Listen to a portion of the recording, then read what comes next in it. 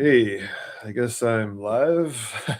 I'd love to just like come on here and be in a good mood, but I had to go through like 30 minutes of computer stuff again just to try to get this thing to go live. It's like I don't know. It feels I don't know. It's feels like supernatural or something.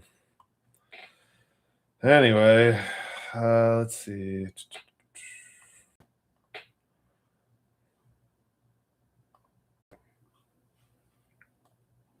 Hey, Rolly, pushing buttons. How's my audio? It's good to see you guys. I just got like totally rocked by this. Oh, cool. All right, thanks. Could you tell me? Let me know if you could hear me in a second.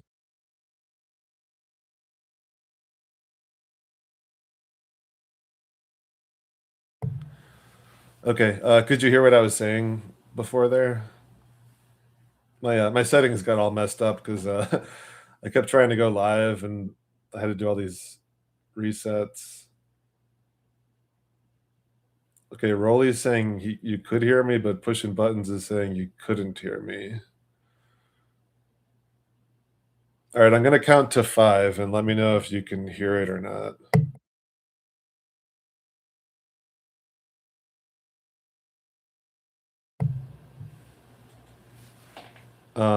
Did you hear me count to 5?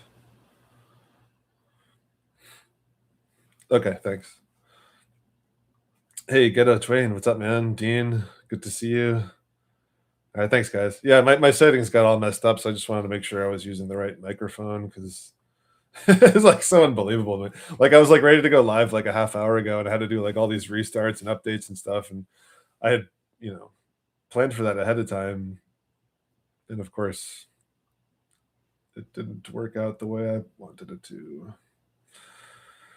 So, all right, let's try to get my brain back on track here.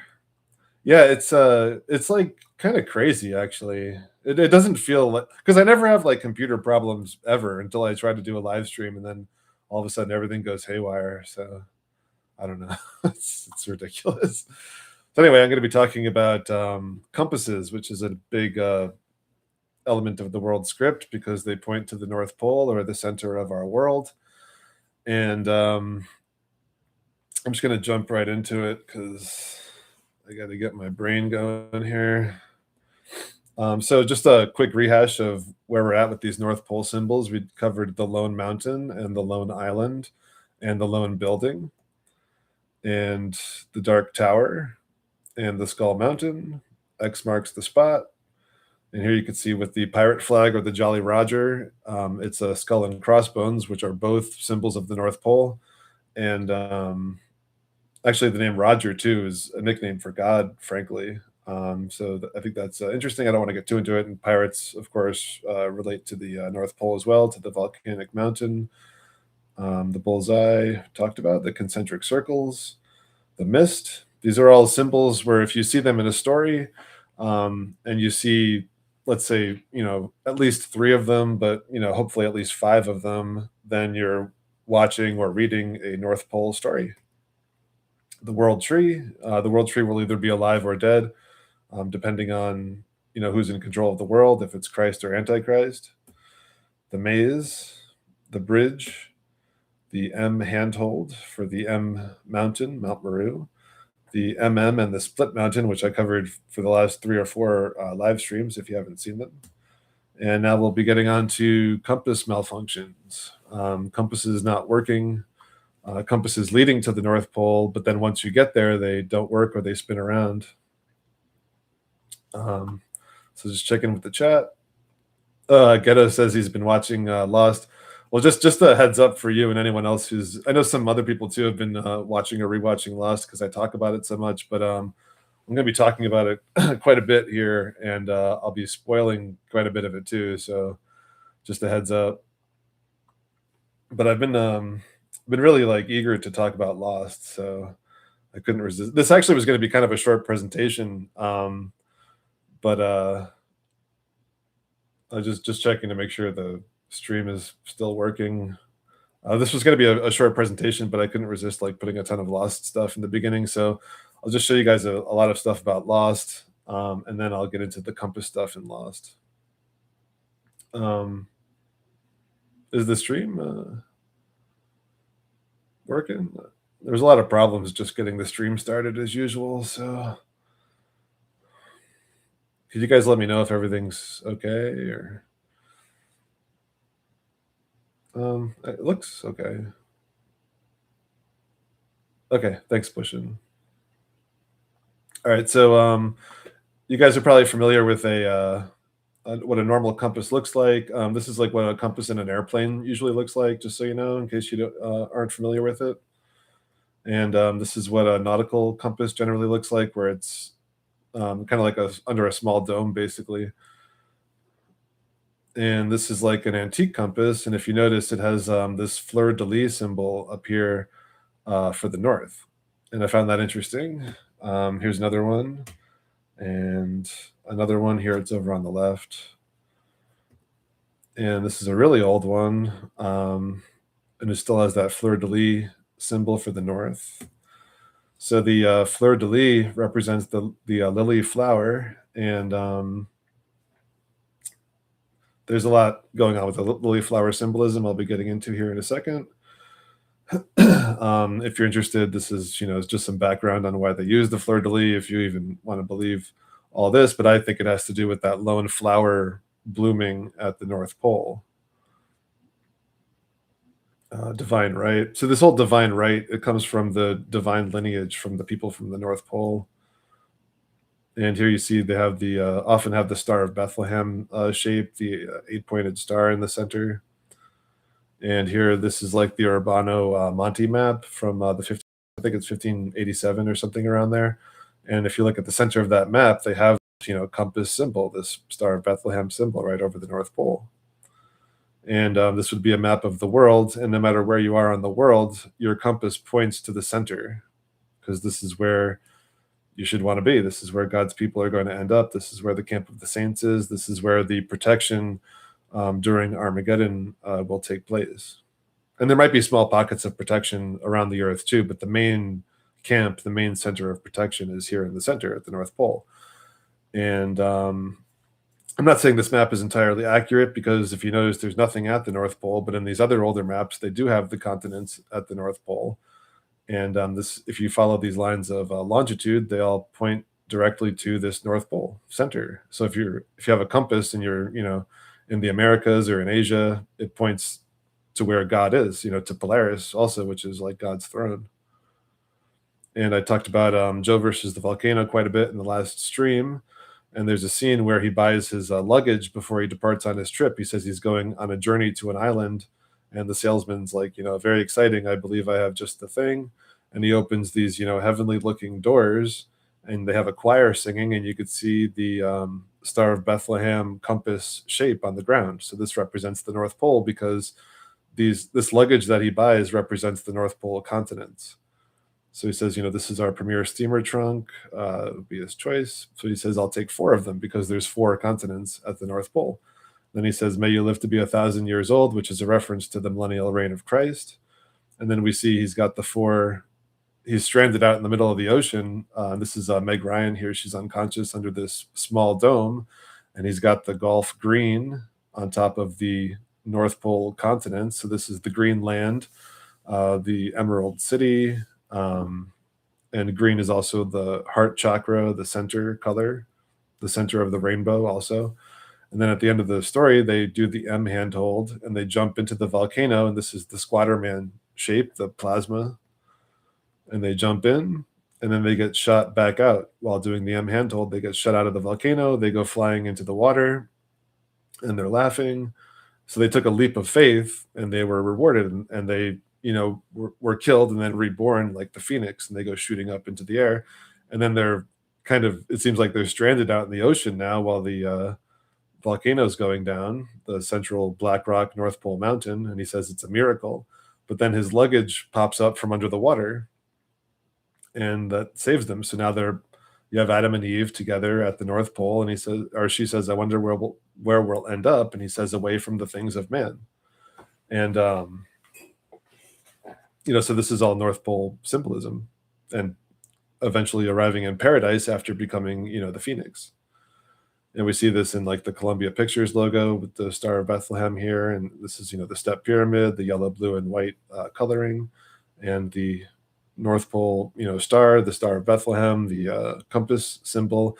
This is also the symbol under which Jesus was said to be born under, which is also the Jupiter Saturn conjunction, which also happened to us in 2020, which is when the Antichrist beast system released the Antichrist Black Goo V onto the public. They released the Kraken literally on the day of the Star of Bethlehem because it's the Antichrist. So they were inverting it. And it's like we see in The Matrix, where at the end of the third Matrix movie, in The Storm, Neo and Smith merge. This is the marriage of the twin pillars, the Christ and the Antichrist. And here's the Black Goo tentacles. And because Neo is plugged into the the machine mainframe, the source, here we have the eclipses.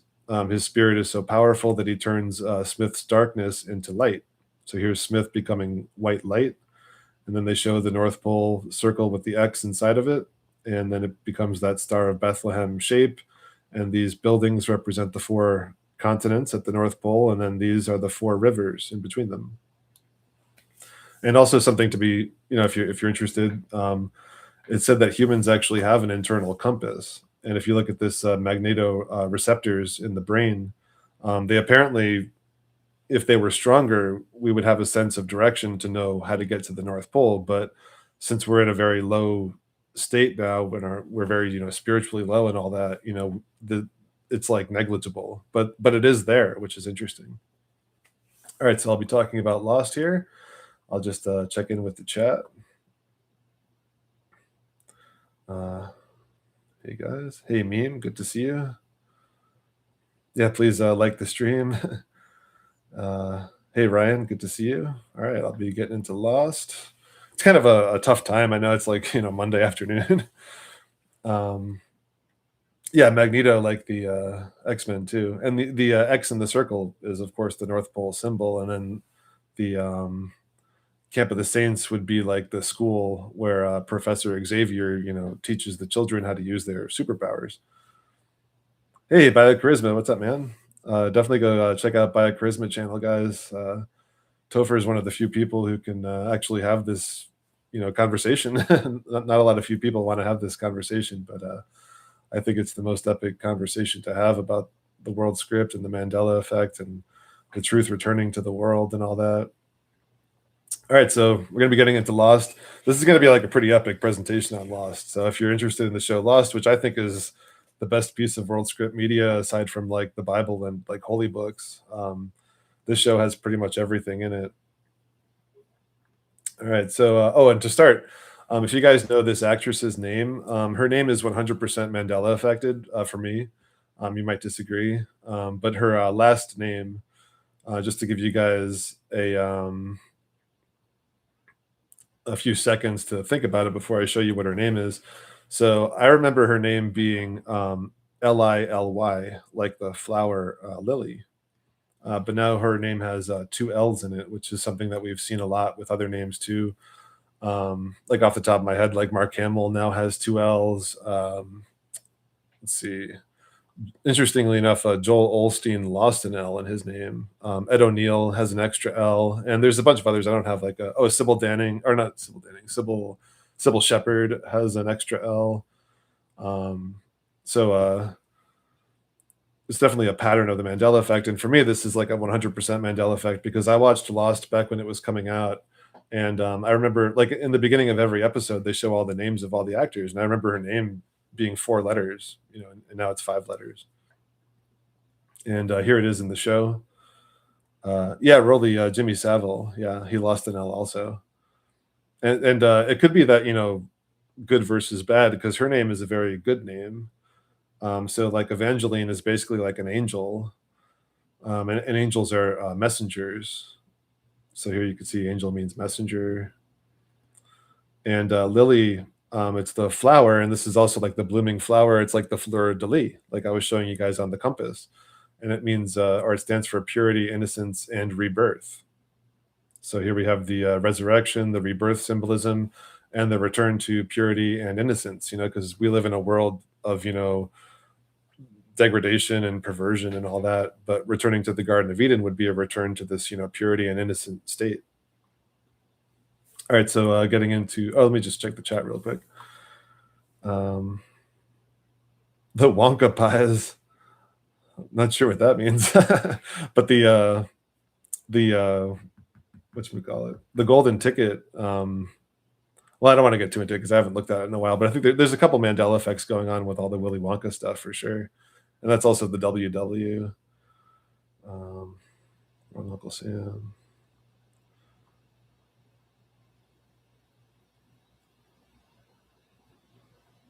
Oh, nice. Yeah. Get a Twain's checking out. All right. So Lost. Here's the map of Lost. There's a lot of stuff on this map that would probably interest people. We have all these different Dharma stations on the island. So we have like the door, the staff, which would be like the blue beam. There's a whole island called the Hydra, which is, of course, the Kraken. In the center, we have the Black Rock, which is the Central North Pole Mountain, and the Orchid Station, and the Staff, and the Pearl. These all relate to things that happen at the Central North Pole area as well.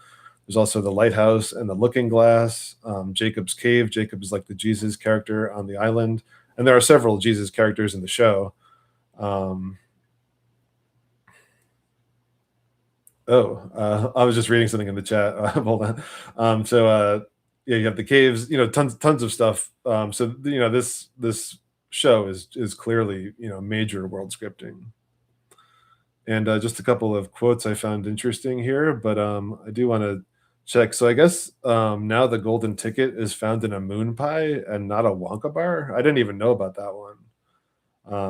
If that's true, then that's totally crazy because it was obviously in a Wonka bar. There are other Mandela effects going on with that story and movie as well, but I'll have to definitely check that one out after this live stream because that's totally crazy if that's what's going on. Wow, yeah, Pushin saying it's true. Yeah, I didn't even know about that one. I haven't really been able to be on YouTube much lately, so yeah, there's always new Mandela effects. I specifically looked at that because I put the golden ticket scene in one of my earlier videos. I think it was probably in the my keywords of the Mandela effects videos because the word golden and like gold and silver comes up a lot in the Mandela effect. So yeah, I wonder if like the clip in my video actually even changed. That'd be interesting to check out. Yeah, wow, that's a pretty intense Mandela effect. All right, so getting back to Lost, and also the word moon. Just thinking about it, moon is a big keyword of the Mandela effect, also. This is just a couple quick lines of dialogue I liked from the show. So they're keeping Ben prisoner here, and Locke gives him a book. So he's like, "Oh, for my own bookshelf." He's like, "Help me pass the time." So he says he's already read it. So he throws the book down. So then Locke says, "Well, you might catch something that you missed the second time around." So this is kind of like how I say to people, if you already saw Lost, you should probably rewatch it because you're going to see like hundreds of things that you missed the first time around. I know I did. And this is the book that he's reading. It's this Philip K. Dick book called Valis.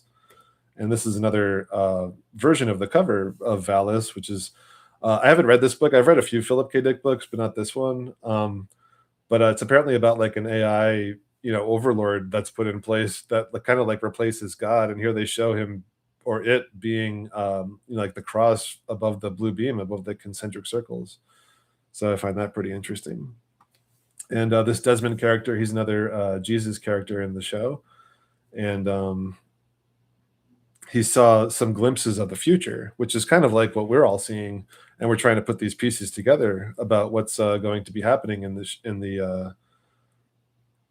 show or in our. Sorry, I'm a little distracted by the chat.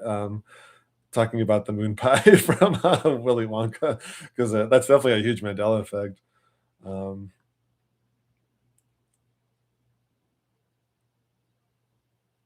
Huh. Yeah, Alvar is saying some things about it now too. Yeah, that's interesting. All right, so back to Lost. So Desmond, he's kind of like us, where we're seeing all these pieces of the future, basically, but it's also this resetting cycle that happens in this world. So these things have already happened. You know, there's already been like a blue beam in the past, and we have these reset cycles that happen, and we're kind of getting these glimpses of what's going to happen based on our remembrance of what's happened in the past. So he's saying, I saw a sequence of events, things that are going to happen. So Hurley's like, what did you see? So he's like, it was like a jigsaw puzzle, but he didn't have a picture on the box. And that's like literally what I've been saying about the Mandela effect for a while. And maybe I even got it, subconsciously from Lost a long time ago. But like getting the messages in the Mandela effect, it's like getting all these pieces to a jigsaw puzzle, but not having the picture on the box, laid out for us. And we have to put that picture together ourselves. So you put together, the Vesica Pisces and the eclipse symbolism and like, the North Pole Mountain symbolism and the blue beam and the Kraken symbolism and all that, you eventually get the picture on the box, which is the world script. And so he says, he doesn't know how the pieces fit exactly. And Jack, so the main character of this story is basically Jack, and his name is Jack Shepherd. And he's, of course, another Jesus character and also a hero character. And Jesus is like the ultimate hero because the original symbol for Jesus is the chi rho, which is where the word hero comes from. So that's like us, the heroes, having Jesus in us. And then, of course, Jesus being, the blue beam and this, supernatural being, obviously. And Jack represents both, Jesus and the hero in us. And he's, leading the people, and he's saying, we have to stop waiting. We need to start figuring things out. So like a lot of people are waiting for Jesus to save them, but I think Jesus wants us to, figure things out for ourselves and to do things for ourselves. He doesn't want to just do everything for us and sit down with us and tell us all the truth of the world, because then we wouldn't learn anything, we wouldn't grow, we wouldn't evolve as people. And I don't mean, evolution in the way the world means it. I mean spiritual evolution, which whenever you see evolution in these stories, it's about spiritual evolution because the people who make these stories know that, academia's version of evolution isn't real. So when the story starts, the first thing we see is Jack's right eye opening because he's the Christ character. So we have his right eye and also the one eye symbolism. And he's laying down in a forest in an island. He doesn't know where he is, and it was after a plane crash. So he's a surgeon or a doctor, and we often see the Jesus or God character referred to as a doctor in these stories, like I was talking about, like Ralph Fiennes in the 28 Years Later movies and stuff like that. So whenever you see like a doctor, it's usually a God character, but there's always exceptions and stuff, or a Jesus character, I should say. And so we have this explosion in the back. This is right when the story starts, and you could see these smoke plumes coming out. So this is signifying it's like an end of the world story because these are like the Kraken smoke tentacles I was talking about in the previous stream. We have the sparks and all that too.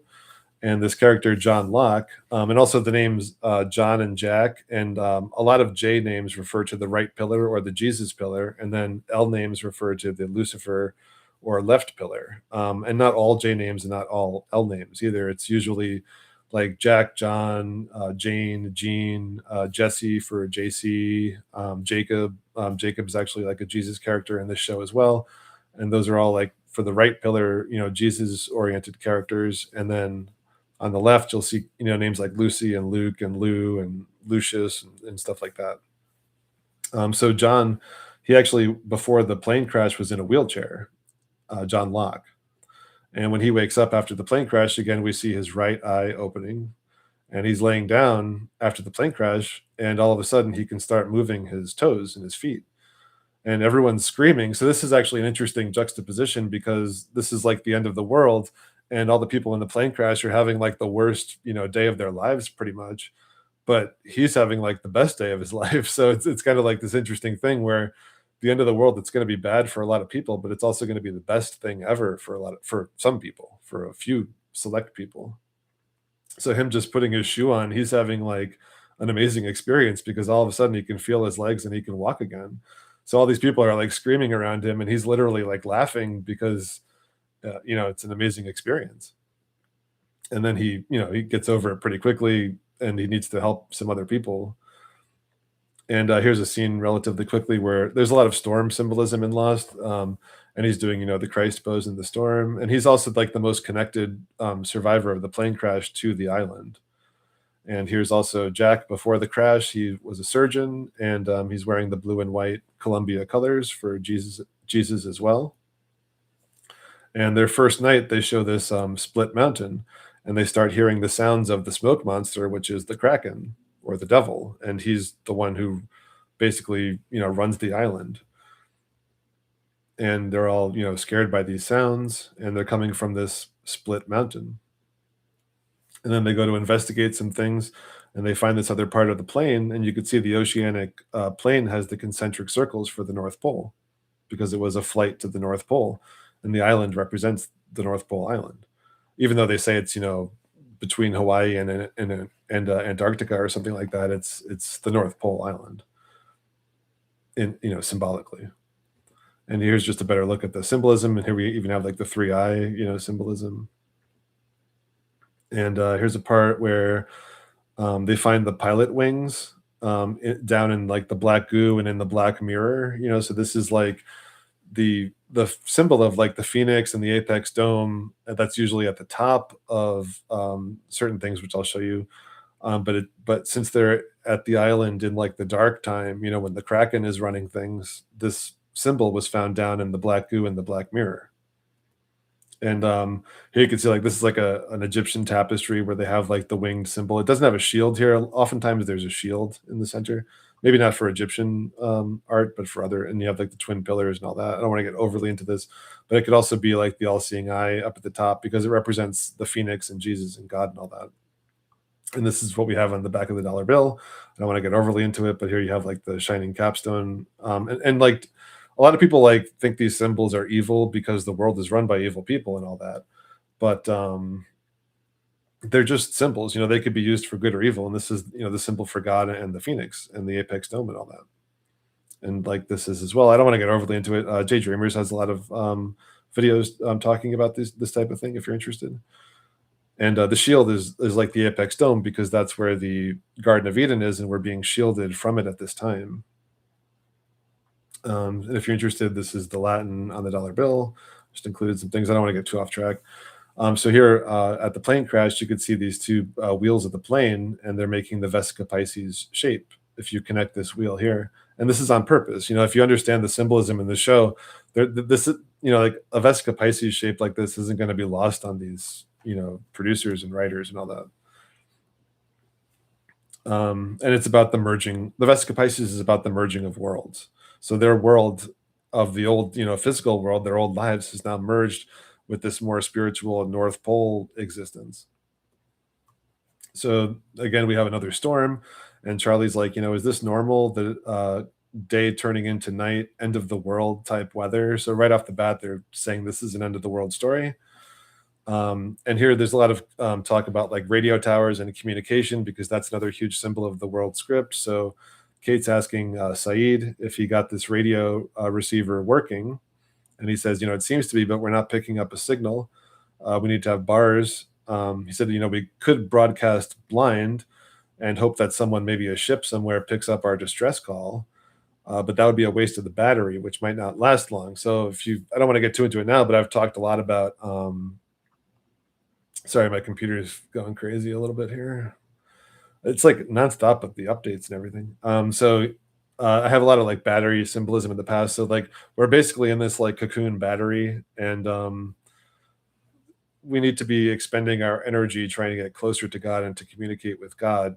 And we shouldn't do it, blindly. We should do it, with knowledge and purpose and all that. So he says, there's one thing we could try. So she says, what? So he says, get the signal from a high ground. So she says, how high? So they look up to this tall mountain that's right near them, and it's this split mountain. So they have to go to the top of the split mountain to have a better communication signal for getting rescued for their savior. And this type of discussion happens a lot in Lost. Here's another scene with another group of survivors from the plane, and they find a radio also, and they're trying to use it. And this character Bernard, he's like, can anybody hear me? And this character, he says, the hills are blocking it. If we want a signal, we need to get to higher ground. So again, pretty much the exact same conversation, but this is in the second season, and the other one was in the first season. So it's like they continually reinforce the same set of symbols and speech patterns and messaging and all that. And this character also, he's an imposter. So when their plane crashed, his name is Goodwin, and he just like inserted himself into the survivors of the plane crash, pretending to be one of them, but he was already on the island with this group of people who are known as the others. And so he's an infiltrator, he's an imposter, and it fits into the whole evil twin body snatcher type of thing, because everyone just trusts him like he's one of them, but he's not. And there are people like that in this world. I think millions of people who are basically Satan's people, and they're like in the truth community. There's a lot of people who have truth channels, and there's a lot of people in the comments and stuff who are infiltrators. They're pretending to be truthers, but they're actually there to distract and to keep people away from the truth and to make the truth look stupid and stuff like that. So here we have Locke. He finds a backgammon board. So we have this black and white symbolism, and he teaches this kid Walt, who's also on the island, how to play. And here we have very obvious black and white symbolism, also with like the 666 or the 3 and 3, hand signs, however you want to look at it. And here's a scene where Walt is looking at this comic book, and in the comic book there's this polar bear, and they also show this dome with all the plasma, and this looks like the North Pole Mountain and all that. Then they find an actual polar bear on the island, and they kill it because it was charging at them. And the reason that there's a polar bear on the island, they obviously have like a reason in story. It's because they were keeping bears in captivity for certain experiments and other animals also. But the real reason there's a polar bear on the island is because it's telling people in the know that this is the North Pole Island, because polar bears are only found in the North Pole. And that's another reason why, the shape of the Earth is flat and not a globe, because in the Arctic, there's like totally different, life and vegetation and animals and all that. In the South, there's like hardly anything. And if it was a globe, it would be pretty similar. And there's many reasons why those things don't add up. Check out like time zones. There's less time zones in the north hemisphere than in the south hemisphere. And why would that be? If we're on a globe, it should just be 24 time zones. All right, so here we have another character who this Daniel Faraday character. He's a physicist, and he ends up on the island later, but he has a giant maze. So here again with the maze symbolism, and he's got this rat, I think, in the maze, and he's performing this experiment where he's basically time traveling the rat's memory. So he's giving the rat memory of the maze before it even before it even tries to complete the maze. So it instantly just completes the maze without even having to try, in the first place. It already knows how to complete the maze because he inserted memory basically into the rat. It's pretty interesting. I'm maybe not explaining it exactly, but anyway, I just want to bring up the maze symbolism because that comes up in a lot of these stories too, like The Shining and Dark City. There's generally some kind of maze or someone talking about, being trapped in a maze or a labyrinth. That's another big one. So here, Hurley sets up a golf course like we saw in Joe versus the Volcano. So this is like the green land at the North Pole, and the central, green, heart chakra, the Emerald City. This green color is about being in the center. It's the center of the rainbow colors also. Whether the rainbow is inverted or not, I think the rainbow is Mandela affected, but green is still in the center regardless. And they're also at the Misty Mountain playing golf. And they also find this waterfall cave. And the cave and the waterfall are both symbols of the North Pole as well. And this character's son, she's builds a garden. So here we have the garden at the North Pole. This is, of course, like the Garden of Eden or paradise. And here we see later, her growing the garden. And with the Korean characters, a lot of their story takes place at the Seoul Gateway Hotel. So Seoul is obviously the capital city of South Korea, but what they're talking about here is the Seoul Gateway, like take out the E, And then there's also an episode where she loses her wedding ring, and this is like a big deal for her, of course, but not just because of her husband, but symbolically, she lost her eclipse crown, the corona, her marriage to Jesus, basically. And here's Locke talking to Jack. Jack is often like a doubter, and Locke is like the one who can't wait to like take a leap of faith, you know. And Locke is saying, this place is different, it's special, and Jack's not believing it at this time. And he says, the other people, don't want to talk about it because it scares them. And that's what I find true in our lives, where a lot of people in my life, they don't really want to, even if they don't like disagree necessarily with a lot of the stuff I talk about, they also don't really want to talk about it because like the Mandela effect and being lied to about the shape of the earth and all these big news events and stuff, it scares them even if they don't want to admit it on a conscious level. But the implications of that prove that we're all in a big spiritual test, and God and Satan are real, and um, the spiritual world is real, and the Mandela effect proves that the world is being edited at a supernatural level, and a lot of people are scared, even perhaps subconsciously, to acknowledge that because of the implications.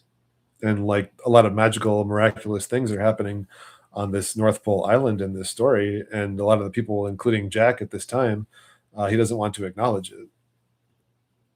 But Locke says, "But we all know it. We all feel it." And he's looked into the eye of the island, and what he saw was beautiful. So he enjoys it all, which is kind of my mentality on the whole thing. I've never been scared by the Mandela effect or any of the other. When I discovered astronauts, being on wires, I thought that was not awesome that they're lying to us in this horrible way, but it's awesome if you consider the implications and how God is real and watching us, and this is all part of a big test. But here, Jack doesn't believe Locke, and later in the story, he wishes that he did because he makes a series of decisions that are ultimately very destructive, and he wishes, that he had listened to Locke in the first place and gone with what the island wanted. So here we have, so there's a lot of V and needle symbolism in this story too. So it's not all just like good stuff. I think this is actually kind of black magic, to be honest. So Charlie, he's got the dead world tree shirt, and this is Claire, and Claire and her baby represent the blue beam and the magical child, and the birth of the yellow and blue beam and all that. And he finds this V for her and gives it to her. And I probably should have had a photo of her smiling here because she's really excited to get the V from Charlie. Like they're making it like this positive thing. And here's this other part where this character Boone got seriously injured, and Jack is trying to do surgery on him, but he doesn't have his medical supplies. He doesn't even have like a needle. Um, so he's like frustrated because he's trying to save this guy's life. So Sun goes and gets this black sea urchin, and she takes one of the prongs off, and she says, it's a hollow needle, and she says it's sharp enough to pierce a noodle. Now, I don't want to get too into it, but I have a video called "It Began with a Bat," and I talk about a lot of the sharp symbolism and all this stuff.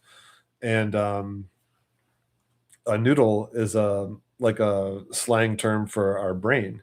So she's saying, this black needle is sharp enough to pierce a brain, and that's actually what happened with the V in 2020. Is it actually passed through the blood-brain barrier, which Vs don't normally do, or maybe not even ever do prior to that.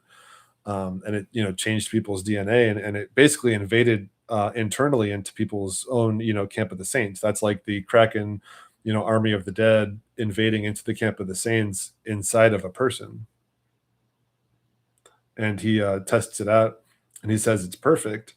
And this is actually, I would say, black magic because perfect is generally a term for Jesus or God. So he's basically saying that this black goo needle is God, And then a bunch of other V symbolism here. This is one of the others. He's giving the V to Claire when she's pregnant, and she's saying, do you have to do that? It hurts. And he's another, infiltrator imposter who pretends to be one of the survivors of the plane crash. And he's saying, but the baby needs it. It's a V, we don't want him to get sick. And she doesn't know what's going on, and she's all, drugged up, and she kind of like trusts him, but only because she's in like a cloudy state. She's not mentally there. And again, later on in the show, more doctors giving V needles to people.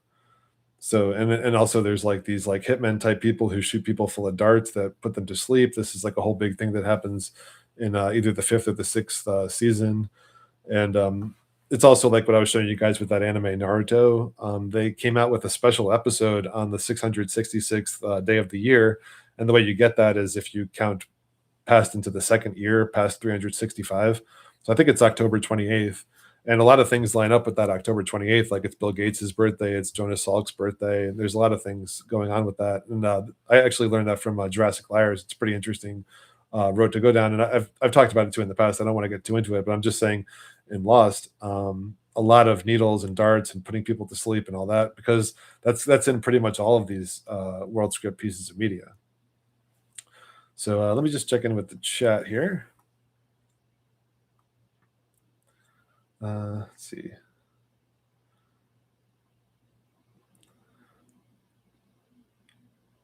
Okay, Zella is saying they looked at the scene and in Charlie and the Chocolate Factory, and that it's in a regular Wonka bar. So I don't know. I haven't looked at it myself.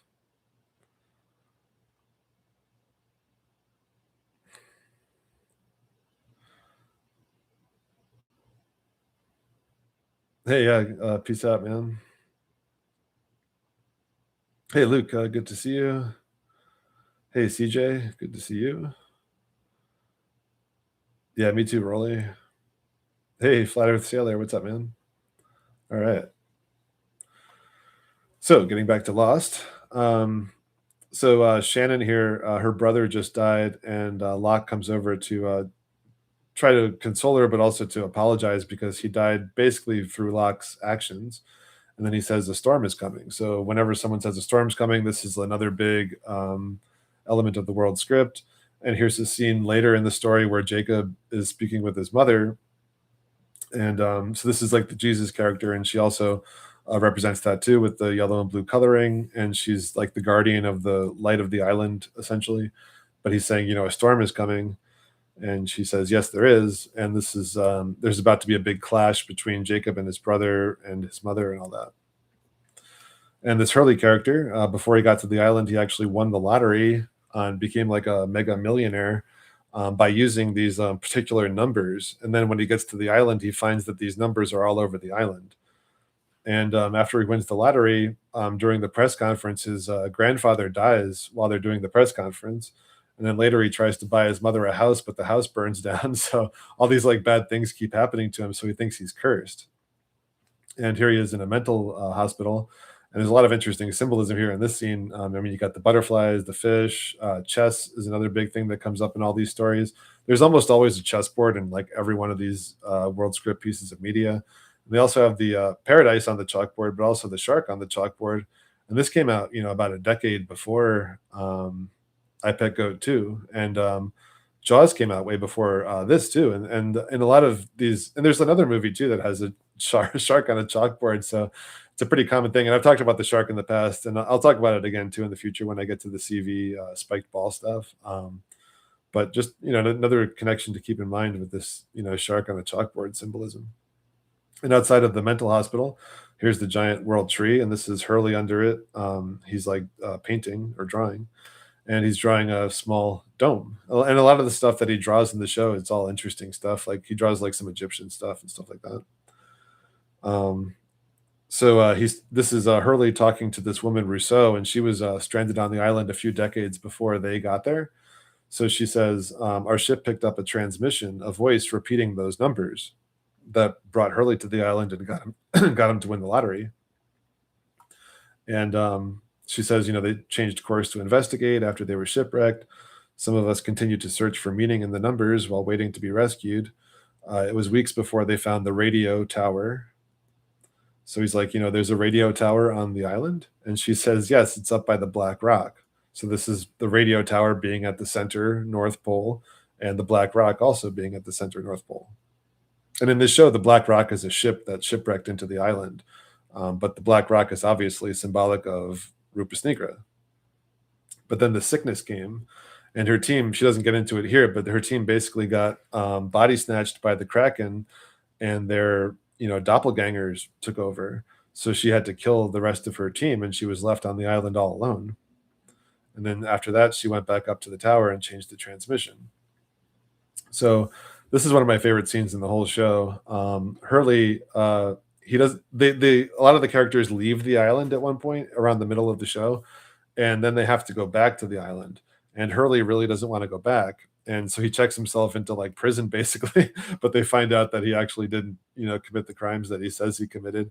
So they, get rid of him, and he's walking out of the prison, and he goes to get a cab, and there's someone in the cab. So he's like, "Oh, sorry, I didn't see it was taken," and it's Jacob. So Jacob can just leave the island whenever he wants, and this is basically Jesus visiting us. And note like the yellow and blue coloring and all that. So he's like, actually, I was going to go a few blocks if you want to share the cab. So Hurley gets in, and Hurley's like, so what did you do? And Jacob's like, well, I wasn't in prison. So he's like, well, what were you, doing sitting outside the prison? So he's like, well, I was waiting for you. And then he's like, so what do you want from me? I want to know why you won't go back to the island. So he says, because he's cursed.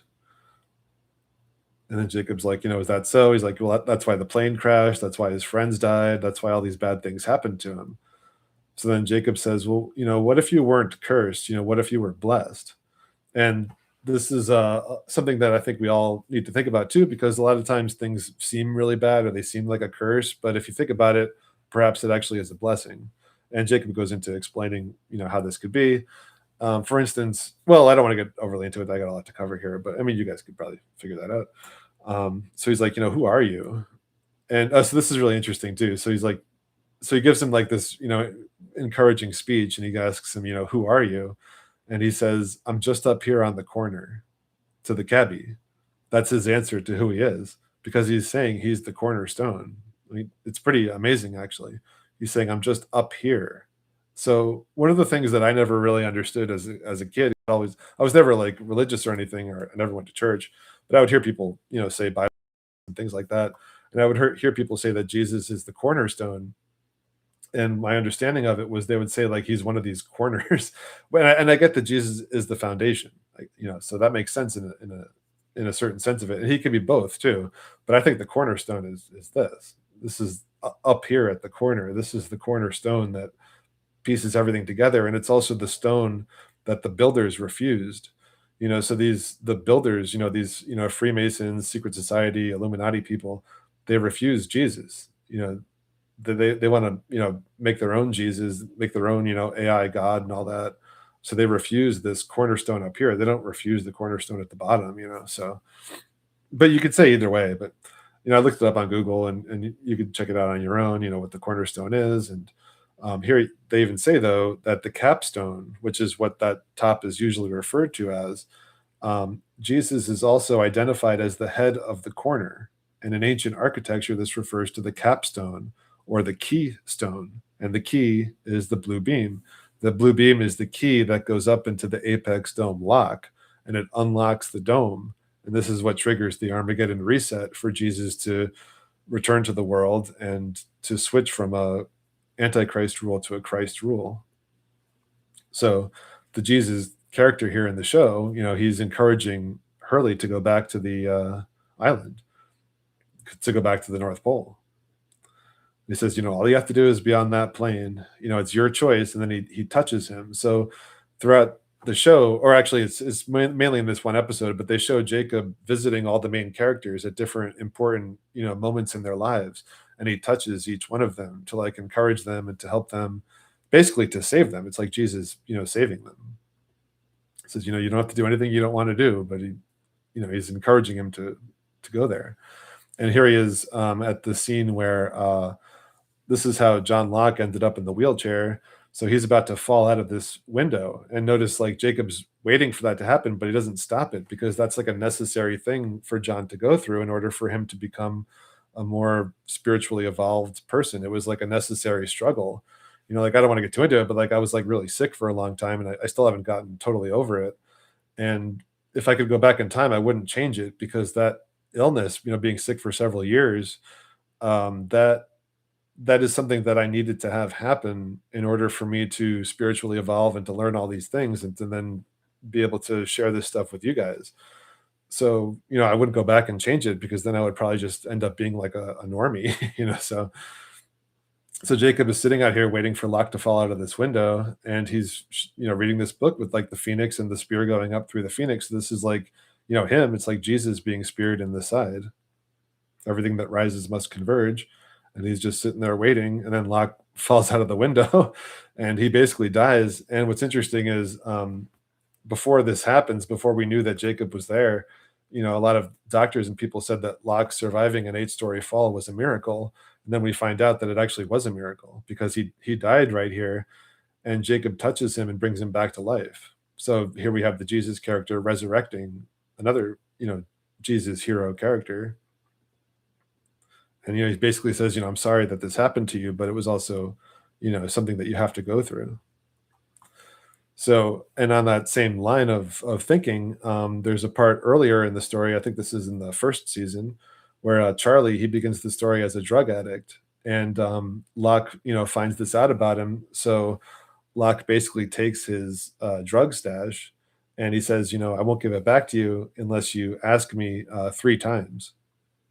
So Charlie goes up to Locke and he's like, I want the stash. I can't stand feeling like this. So Locke's like, well, come here, let me show you something. So he shows him this cocoon. And if you just check out my previous videos, the cocoon symbolism is huge in all these world script pieces of media, because we're basically in a cocoon right now. And he says, what do you suppose is in this cocoon? And he's like, I don't know, a butterfly. So he's like, he goes into detail about how interesting moths are. And he says, you see this little hole at the top? The moth's just about to emerge. It's in there right now, and it's struggling. It's digging its way through the thick hide of the cocoon, but I can help it. I could take my knife and open this hole more, and the moth would be free, but then it would be too weak to survive. And that's the struggle is nature's way of strengthening it. So this is the second time you ask me for your drugs back. Ask me one more time, and it's yours. So then, Charlie has to think about this, decision. Does he want to be like the moth that dies instantly, or does he want to get, stronger? And for us, it's like becoming, spiritually stronger and going through all these hardships and stuff. But the end result is going to result in us being much stronger people. Y'all just checking out the chat here.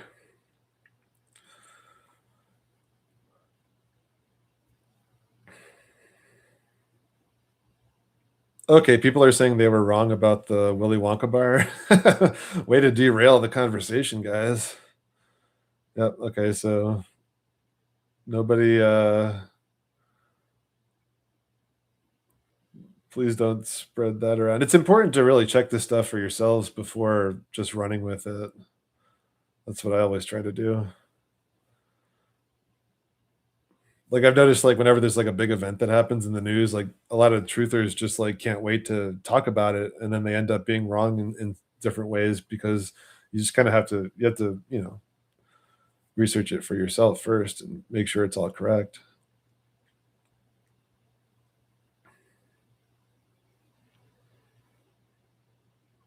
Yep. Hey, Maranatha, good to see you.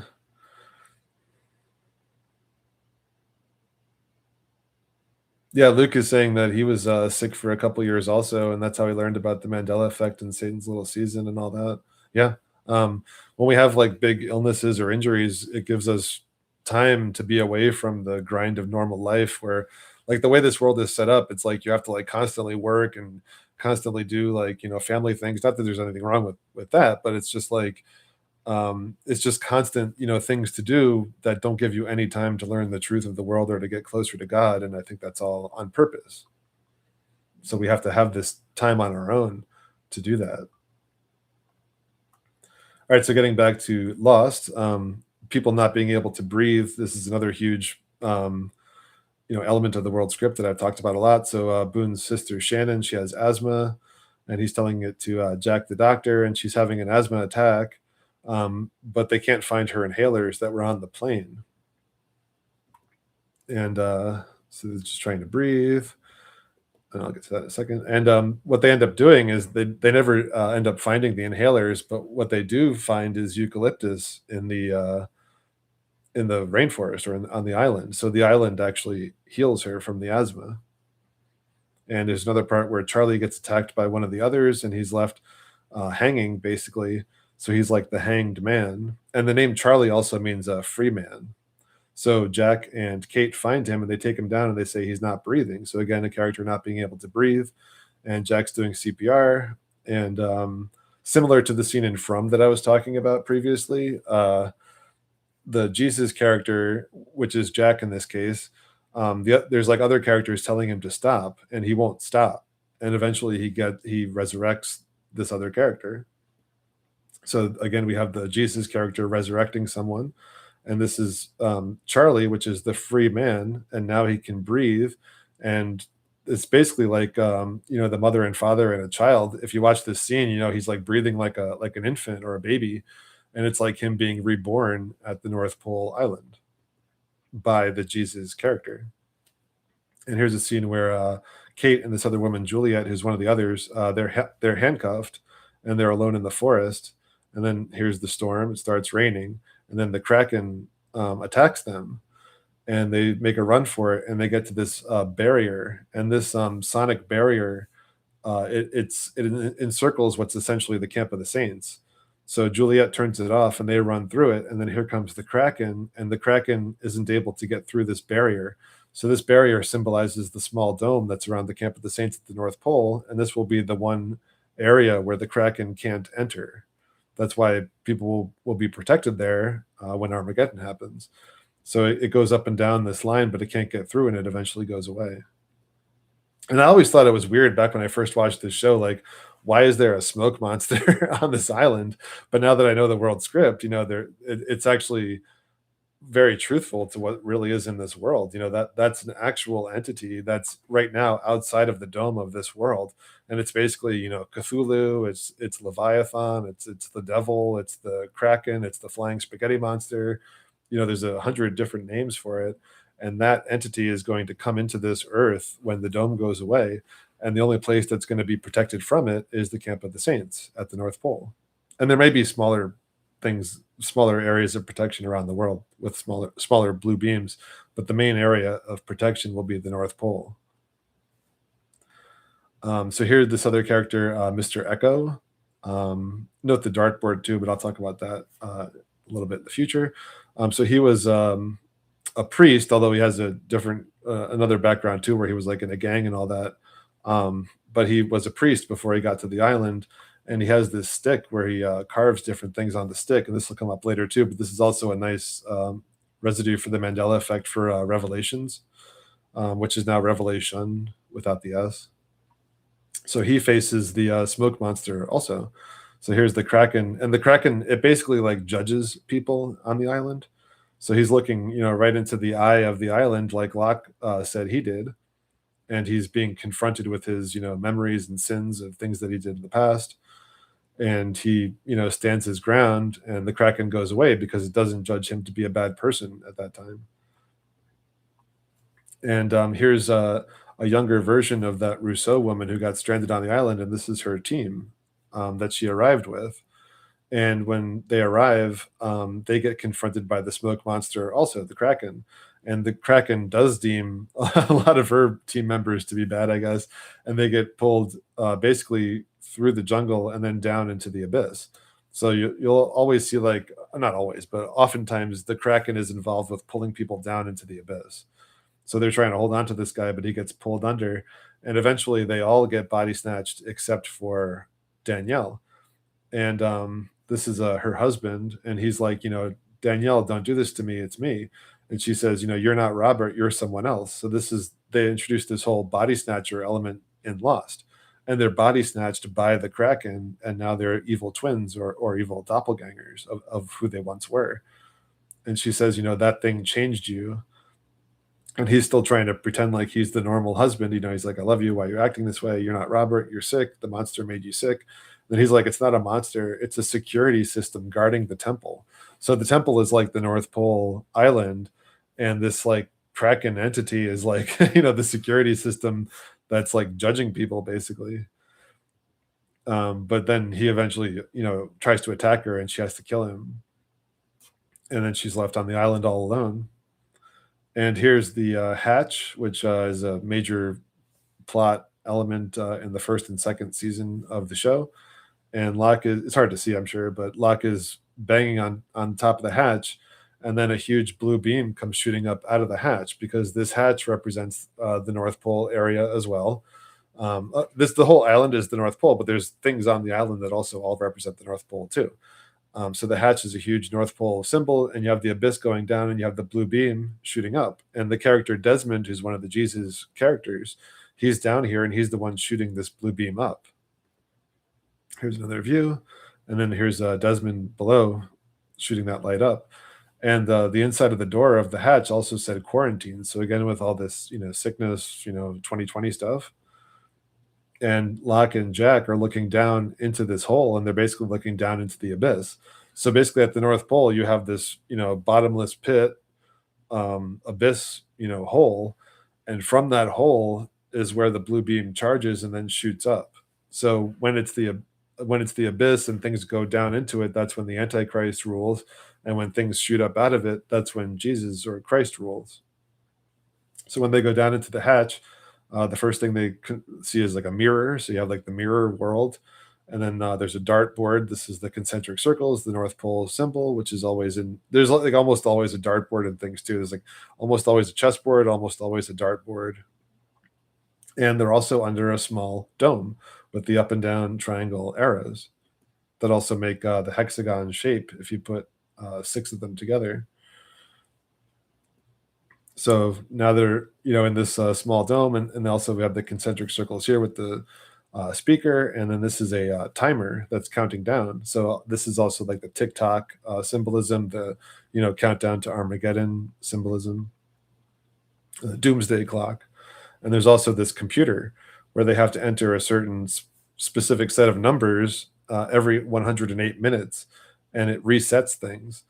And Desmond was down there for like I think 3 years, resetting this number. So he's like the Christ character who's down in the underworld, and he's basically saving the world, every 108 minutes by pushing this button. And the numbers they have to enter are the numbers that Hurley won the lottery with. And also, I didn't mention they have Hurley winning the lottery with these numbers because being being written in the book of life, being allowed into the camp of the saints, that's equivalent to like winning the ultimate lottery. So that's why they have that symbolism there with Hurley. And then when you push the execute button, the timer goes back to 108. And the 108 number is obviously important. I don't want to get too into it right now. So when they get down there, though, they have a confrontation with Desmond, and Desmond has Locke with a gun to his head. So Jack is like, is this what you were talking about? Is this your destiny? All roads lead here. And it's like what I was talking about in the previous stream with the paths tree in Attack on Titan, where they say like all paths lead to that central tree, that North Pole tree. So they're saying all roads lead to this hatch because, like I said, with the compass, all roads lead to that central point. So eventually they all calm down, and Desmond says, watch this film strip. So Jack and Locke watch the film strip, and it's this Dharma orientation video, and they're in the Swan hatch. And this guy basically tells them how they have to enter these numbers and press a button every 108 minutes, or basically the world will end. And he, shows them the dome and all that. And there is a big electromagnetic force down there because there's this key around Jack's neck, and it gets pulled into this, magnetic area. And also consider how interesting it is that the Jesus character has a key around his neck for a lot of the story, because Jesus is the key. This is also the blue beam symbolism. That's why Jack has this key necklace. So the timer is counting down at a point in the close future, and Locke is like totally down with pushing the button, but Jack thinks it's all like a big joke and it's all like a psychological game on them.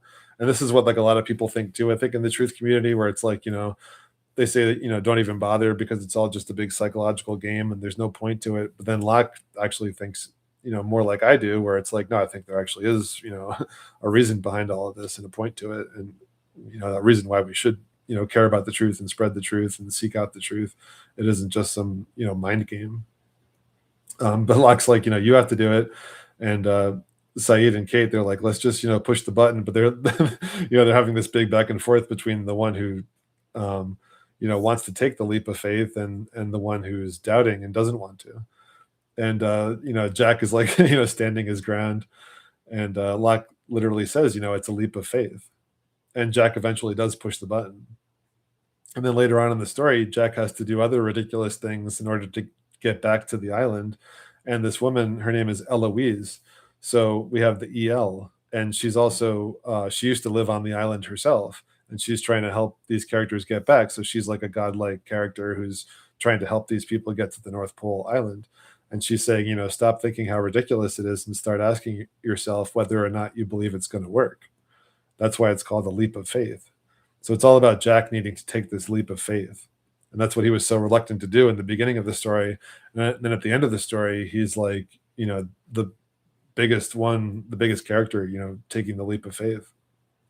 So here's a scene where Locke is just sitting at the computer pressing the button every 108 minutes, and he's doing a crossword puzzle. And the one thing they show him solving is Enkidu's friend, and he writes in Gilgamesh.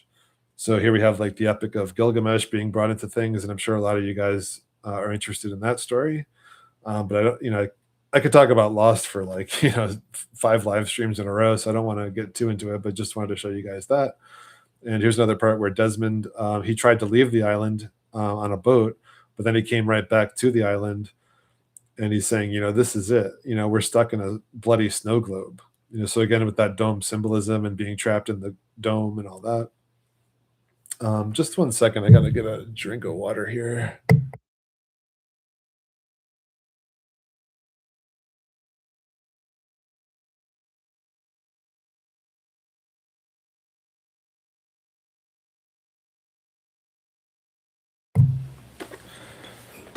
Okay.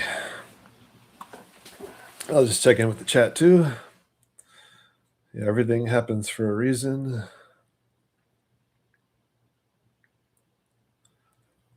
Yeah, that's awesome, CJ. That's great to hear. Yeah, CJ is saying, he was, an alcoholic, but experienced a spiritual awakening and a miracle. Yep. Yeah, being thankful is one of the biggest things. Yeah, Lost and Fringe are both awesome, and I would add From to that too. It's all made by the same people. From is uh From is pretty rough though. It's very like horror. It's more horror like than the other two.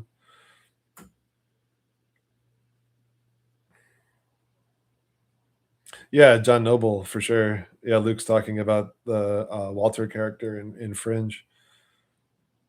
Oh, he was that's awesome. Whoa. Yeah, I'd love to. I don't know if he's still alive, but I would love to meet John Noble. He's great.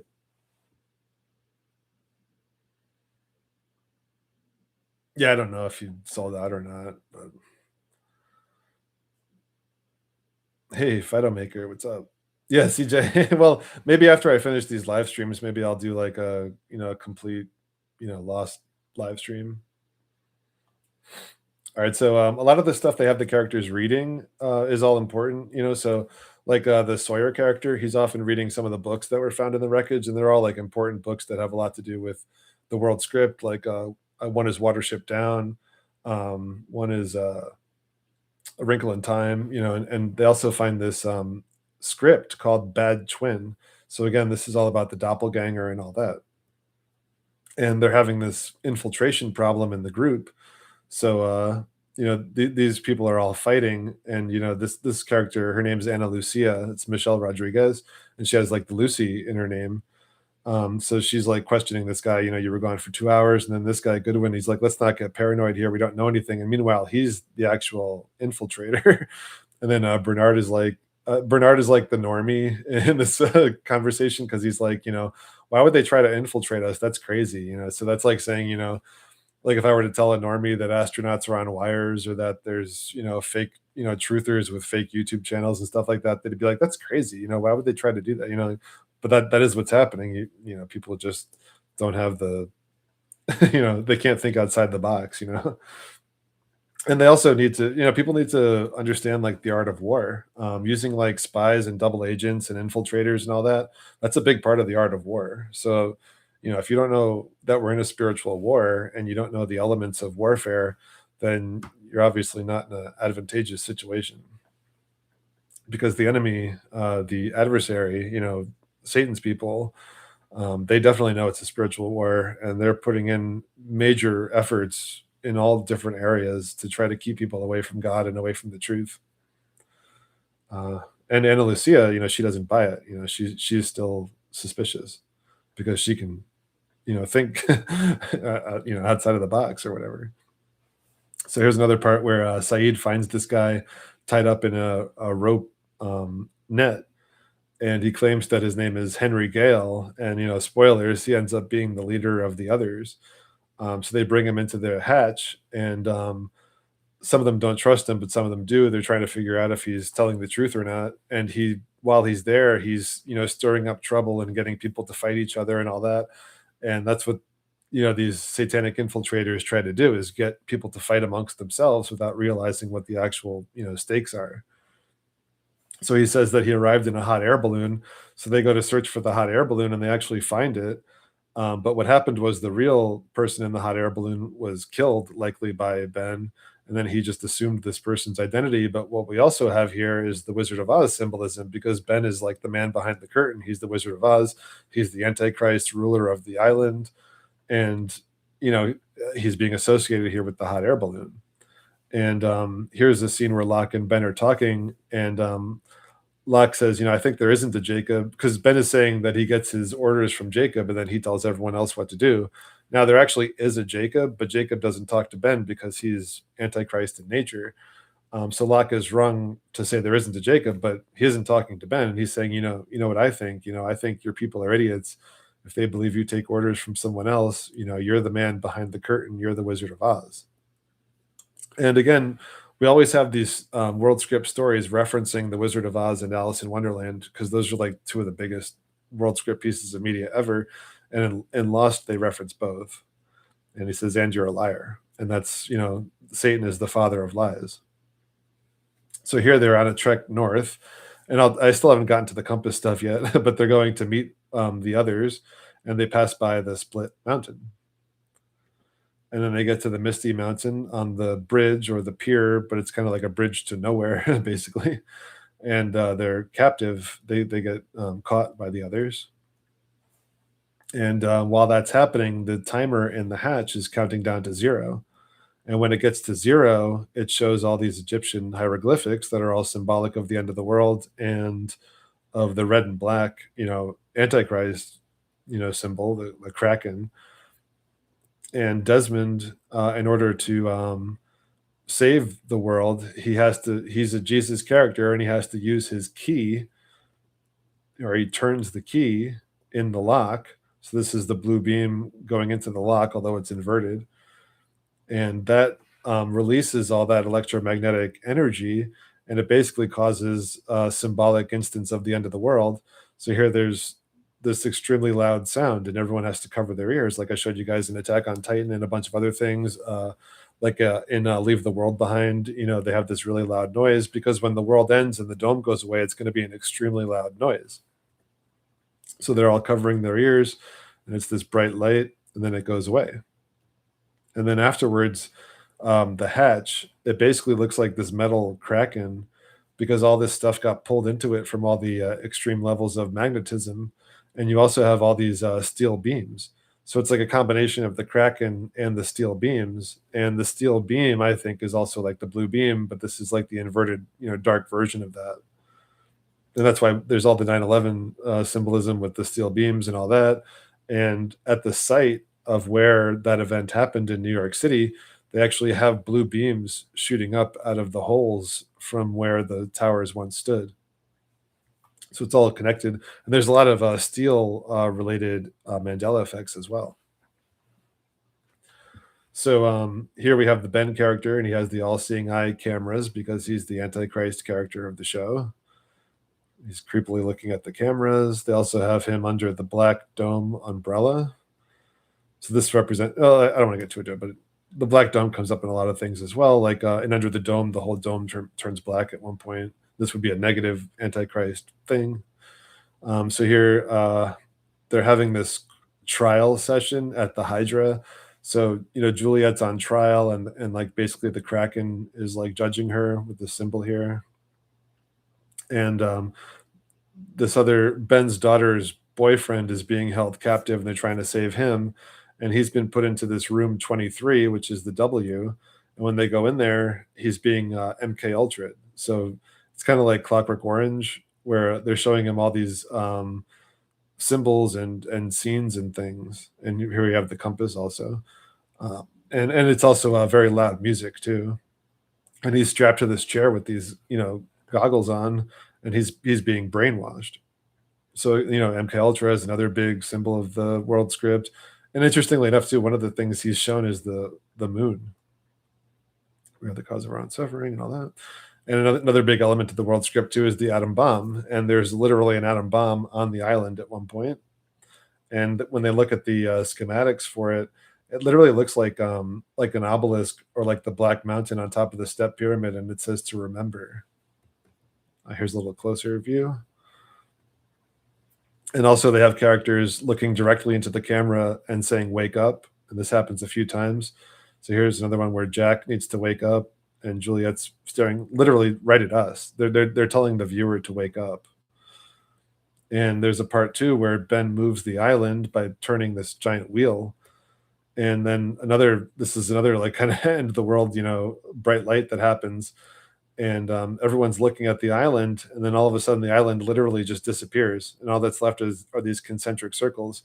So I think this symbolizes a couple things. One is the North Pole Island might literally not be on Earth right now, and it might come back either from the sky or from under the water or both. And also the magnetic pole of the Earth actually moves. So I know it sounds like silly that there could be a moving island, but there could literally be a moving island at the North Pole. And in several of these stories, they showed the North Pole Island moving. In Lost, here we just saw it moving. In like that anime One Piece, there's a North Pole Island that's like a giant elephant, so it's like walking along the ocean floor. So it's like this moving island. And in Naruto, there's this big North Pole scene, another anime, where they have this whole North Pole story take place on the back of a turtle shell, and the turtle is swimming through the ocean too. So it's like another moving North Pole island. So I'm just saying it's possible that there literally is a moving island at the North Pole as well. But it also could be symbolic of the North Pole Island not being there and then being there at different times. And then all of a sudden, they're flying towards the island, and now there's nothing there, so they have to crash the helicopter into the water because there's nowhere to go. And when they move the island, it triggers this whole time travel experience where a lot of the main characters who are stuck on the island at that time, they go through different time periods and they arrive at different important events that happen on the island. And the Locke character actually finds himself back in time at one point to where he's seeing the blue beam shooting up from the hatch. So these characters are all looking at it and they're seeing this blue beam, and he's like, let's stay away from here. And at this point, he's been body snatched. So this is the Kraken wanting to stay away from the blue beam, or the Antichrist wanting to stay away from Christ. And then here we have the ultimate Jesus character, Jacob. This is where he lives with the eternal flame. And he's got this, remember how I showed you like in the beginning of this, where they had the pilot wings down in the mud? So he's got like that phoenix wing symbolism on his wall because he's the phoenix, he's Jesus, and he's working at a loom, making this tapestry with that winged, one eye symbolism. This is like the Eye of Ra, which would be like the inversion, I would say. But I think the Eye of Ra, people say it's like, Ra is like the sun god, but I think it's more like the apex dome god. But I don't want to get too off track on that right now. And then they show Jacob fishing, so he's catching fish, and he's by the waterfalls on the waterfall island. Then they show his twin, and they don't look alike. They're fraternal twins, but you see the black and white symbolism. He's Christ and he's Antichrist. And Jacob has a name, but he actually doesn't even have a name because when he was born, his mother only had a name for Jacob, and she didn't realize she had twins. And then the woman who takes over being their mother, she actually kills their original mother. It's this whole thing. But he ends up not having a name, which is interesting. That comes up a lot too. So people generally refer to him as the Man in Black or the Smoke Monster. So he actually is the Smoke Monster too. This is just him in his human form. And they see a ship about to arrive on the island, and the Antichrist, he's like, they're just going to come here. They're just going to bring destruction. They just, kill, steal, and make a bunch of mayhem. But then Jacob, he has faith in people. He thinks that some people are actually good. So this is the game that they play on the island. And then it's revealed when he walks away that they're standing under this or sitting under this giant Egyptian statue with these two ankhs. And when the Black Rock ship comes crashing to the island at one point, it smashes through that statue. So all that's left in the current story is just this 1 foot, and it's got the big X. And this is where Jacob lives, basically. And the Ankh is also known as the key of life. So it's basically another symbol for the cross and the blue beam, and it symbolizes a lot of things. Eternal life, the afterlife, the union of opposites. So the male and female merging, which is the Vesica Pisces from the sides, and the union of heaven and earth, which is the Vesica Pisces from the top and bottom. So a lot going on with all these symbols, and interestingly enough, they all just kind of mean the same thing. So here's Jacob and his brother, the twins, when they're young and they're playing. This is when they're playing their first game together. And then this is their, substitute mother, who's the guardian of the light of the island. And so it's obviously not a good thing that she killed their original mother, but she also did it because she has to maintain this purity and innocence, like we were talking about in the beginning of this discussion. So the children are innocent, but the mother, she was going to bring, darkness to the island. So that's why she kills her. But, obviously you could also say she's a psychopath who wanted to steal her children. So it's two ways to look at it. But she brings Jacob and his brother to the light of the island to show them this light. And it's under this dome. And this is the heart of the island. And this is the light that has to never go out. And if looking down in here, it's like this pool of water with this cork object sticking up out of the middle. So you could say this is like an eye. This is like that monad, symbol with the dot inside of the circle. It's also like a tall cork, so it's kind of like the Rupus Negro Mountain, or possibly even like the blue beam shooting up. But it's obviously not blue in color; it's golden. So there's a part later. Just 1 second.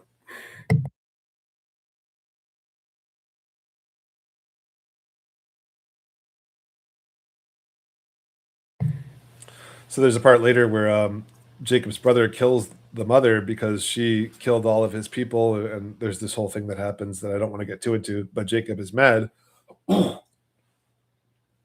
and he basically kills his brother, and he throws his body into this area. So he goes down into the abyss, and this is how he creates the smoke monster. So when his brother's body goes in, the smoke monster comes out, and he becomes the Kraken, and that's how he's formed in the first place. And you can see the smoke coming out and going into the forest on the island. And this is when they're getting into Jacob's cave. And you can see, if you have an eye for it, that this is a melted building in Hawaii. And there's actually a number of locations I noticed when watching this show where it looks like melted buildings, and like the hills or mountains or old buildings. But this one in particular, I mean, it's so obvious. You can see the pillars and all that. So this didn't used to this isn't just like a mountain. It used to be a castle, and in one of the previous resets, it melted into a mountain. But there's still areas that you can access. There's still rooms you can go into. So they go into this room, and it's a cave where Jacob spent some of his time. And there's a balance scale, and there's a black rock and a white rock. So at this time in the story, spoilers, Jacob is killed, and the Kraken is basically in full control and ready to leave the island. So he takes the white rock off of the scale and he throws it into the ocean, because now the black rock is in control. And then he shows Sawyer further into the cave where Jacob had written all of their names. And this is where the numbers originally come from, where you could see like 16 Jarrah, this is Saeed, and 15 up here, it says 15 Ford. So that's Sawyer's last name. So those numbers, the 4, 8, 15, 16, 23, 42, those are all the last people left, basically, who haven't been crossed out of the book of life. And then Hurley and is leading Jack, who's right behind him, to this lighthouse that Jacob basically told him to do. And they get to this lighthouse, and you can only find it if Jacob wants you to find it. And this is after Jacob was killed, but he's basically training the new Jacob, which is going to be Jack or Hurley, basically. So they go up into this lighthouse, and there's this big wheel and this mirror, and on the wheel, Jack notices that there's all these names, and it's just like in the cave. So here you have like a few names that aren't crossed out. Like this is Kate, and this is one of the Korean couple. They don't say which one. So he spins it to Shepherd, which is him, 23, and it shows his old house that he grew up in. So basically, what this lighthouse is a place for Jacob or Jesus to watch us with, throughout time. So it's beyond space and time. He can just watch things at any time. He could see Jack's childhood in this mirror, and this is how he selected his people to become the new Camp of the Saints and the new Jesus caretaker of the North Pole Island. So this is like what Jack needed to see to know that this all wasn't just happenstance. This wasn't all just some trick or whatever. Like they were actually selected to be in the position that they're in. And then in the scene where they go to kill Jacob, this is Locke and Ben, but Locke has been body snatched. So he's that man in black. He's the Kraken, the smoke monster. And he basically tricks Ben into killing Jacob because they couldn't. The twins, Jacob and the man in black, they're not allowed to kill each other. So the only way Locke can kill Jacob is to have someone else do it. And he needs to do that in order to leave the island because Jacob is keeping him at the island. So they enter this area, and Jacob's sitting there. And Jacob also wants this to happen because he knows it's like if he doesn't want to get killed, he won't get killed. But he wants to get killed because he knows that his time is up and it's time for someone else to be the caretaker of the island. And so they have this whole back and forth where he basically treats Ben with not much respect, and he pushes him to the point of him killing him. But then we find out later that Jacob did care, and he didn't want Ben to kill him. He wanted to be wrong about Ben, but he wasn't wrong about him. Ben is this Antichrist in nature person. So it's like how Jesus never gives up on anyone. And then here's this scene where the heroes find this temple, and this guy is the leader. I think his name is Dogen, and he's like the leader of the temple. And Hurley gives him the guitar case that Jacob left with him in the cab. And inside the guitar case is this ankh, which symbolizes, the blue beam. And inside the ankh is a note, and it's a note from Jacob telling this guy who the candidates are, to replace Jacob and who he needs to protect. And one of those people is Saeed, who's about to die. So they bring him to this place, which is the Fountain of Youth, which is also another spot that would be at the North Pole Mountain. And the water is now all murky, though, because Jacob isn't alive anymore. So they put Saeed into this, Fountain of Youth to try to bring him back to life. And when they take him out, he's doing like the Christ pose. But since the water was dark and all that, he gets body snatched and becomes like one of the Kraken army of the dead. And when they find out that Jacob was killed and that the Kraken is in control of the island, totally, they fire up this flare. So the flare is like the blue beam shooting up, and then when it hits this, it doesn't hit anything, but when it explodes at the top of its, highest point, it shoots out all these Kraken smoke tentacles. So this is like the symbol for the end of the world because it's like the blue beam shooting up through the dome, and then the Kraken tentacles come dispersing out in all the other different directions, all around the North Pole central area. And then at the very end of the story, we have Christ versus Antichrist on the side of the mountain at the cliff in the storm. It's hard to see, but it's a raining storm here. So we have Jack, who's the Christ character, and then Locke, who unfortunately is the body snatched Antichrist character. And they've fight. So it's, Christ versus Antichrist is just like Neo versus Smith in the storm at the end of the Matrix movies. And at the end of the fight, Jack gets stabbed in his side, like we saw with that Phoenix book that Jacob was reading, and also with Jesus, on the cross. He gets stabbed in the side with the spear. So you'll often see these Jesus characters being stabbed in the side, and then what also happens with the Antichrist characters is they fall. So the Kraken falls to his death. So the Kraken falls, and Jesus gets stabbed in the side, and then Jack has to make the sacrifice to bring the island back to life, to for this cycle of rebirth and resurrection, where he goes to that central point where the light was turned off, and then he turns the light back on by putting this blue beam shape, central mountain shape cork back into the center, and then the water and the light returns to the island. And while he's doing that, his friends are able to take off in this plane, and this is really incredible.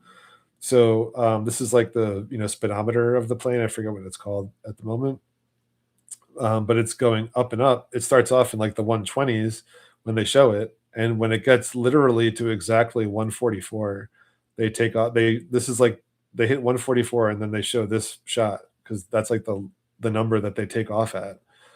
So it's like the 144,000 being saved by Jesus's sacrifice. And then the plane flies off the island, and the pilot, Frank, he says, "Amen." And then these are like the survivors on the plane who made it off the island, before, um, the end of the world and all that during the Armageddon, ending event. And Kate and Claire, they're doing like the handhold, even though they're sitting down. And then Jack has to sacrifice himself, to restore the island to what it should be. And right after he does that, they show this, like literally, like right after, it's this giant, Jesus statue. And then all the characters are at this church, and this basically is when they're all dead, and they all die at different times. But since they're in a place now that's beyond time and space, they all meet together at this church, which represents again the North Pole mountain.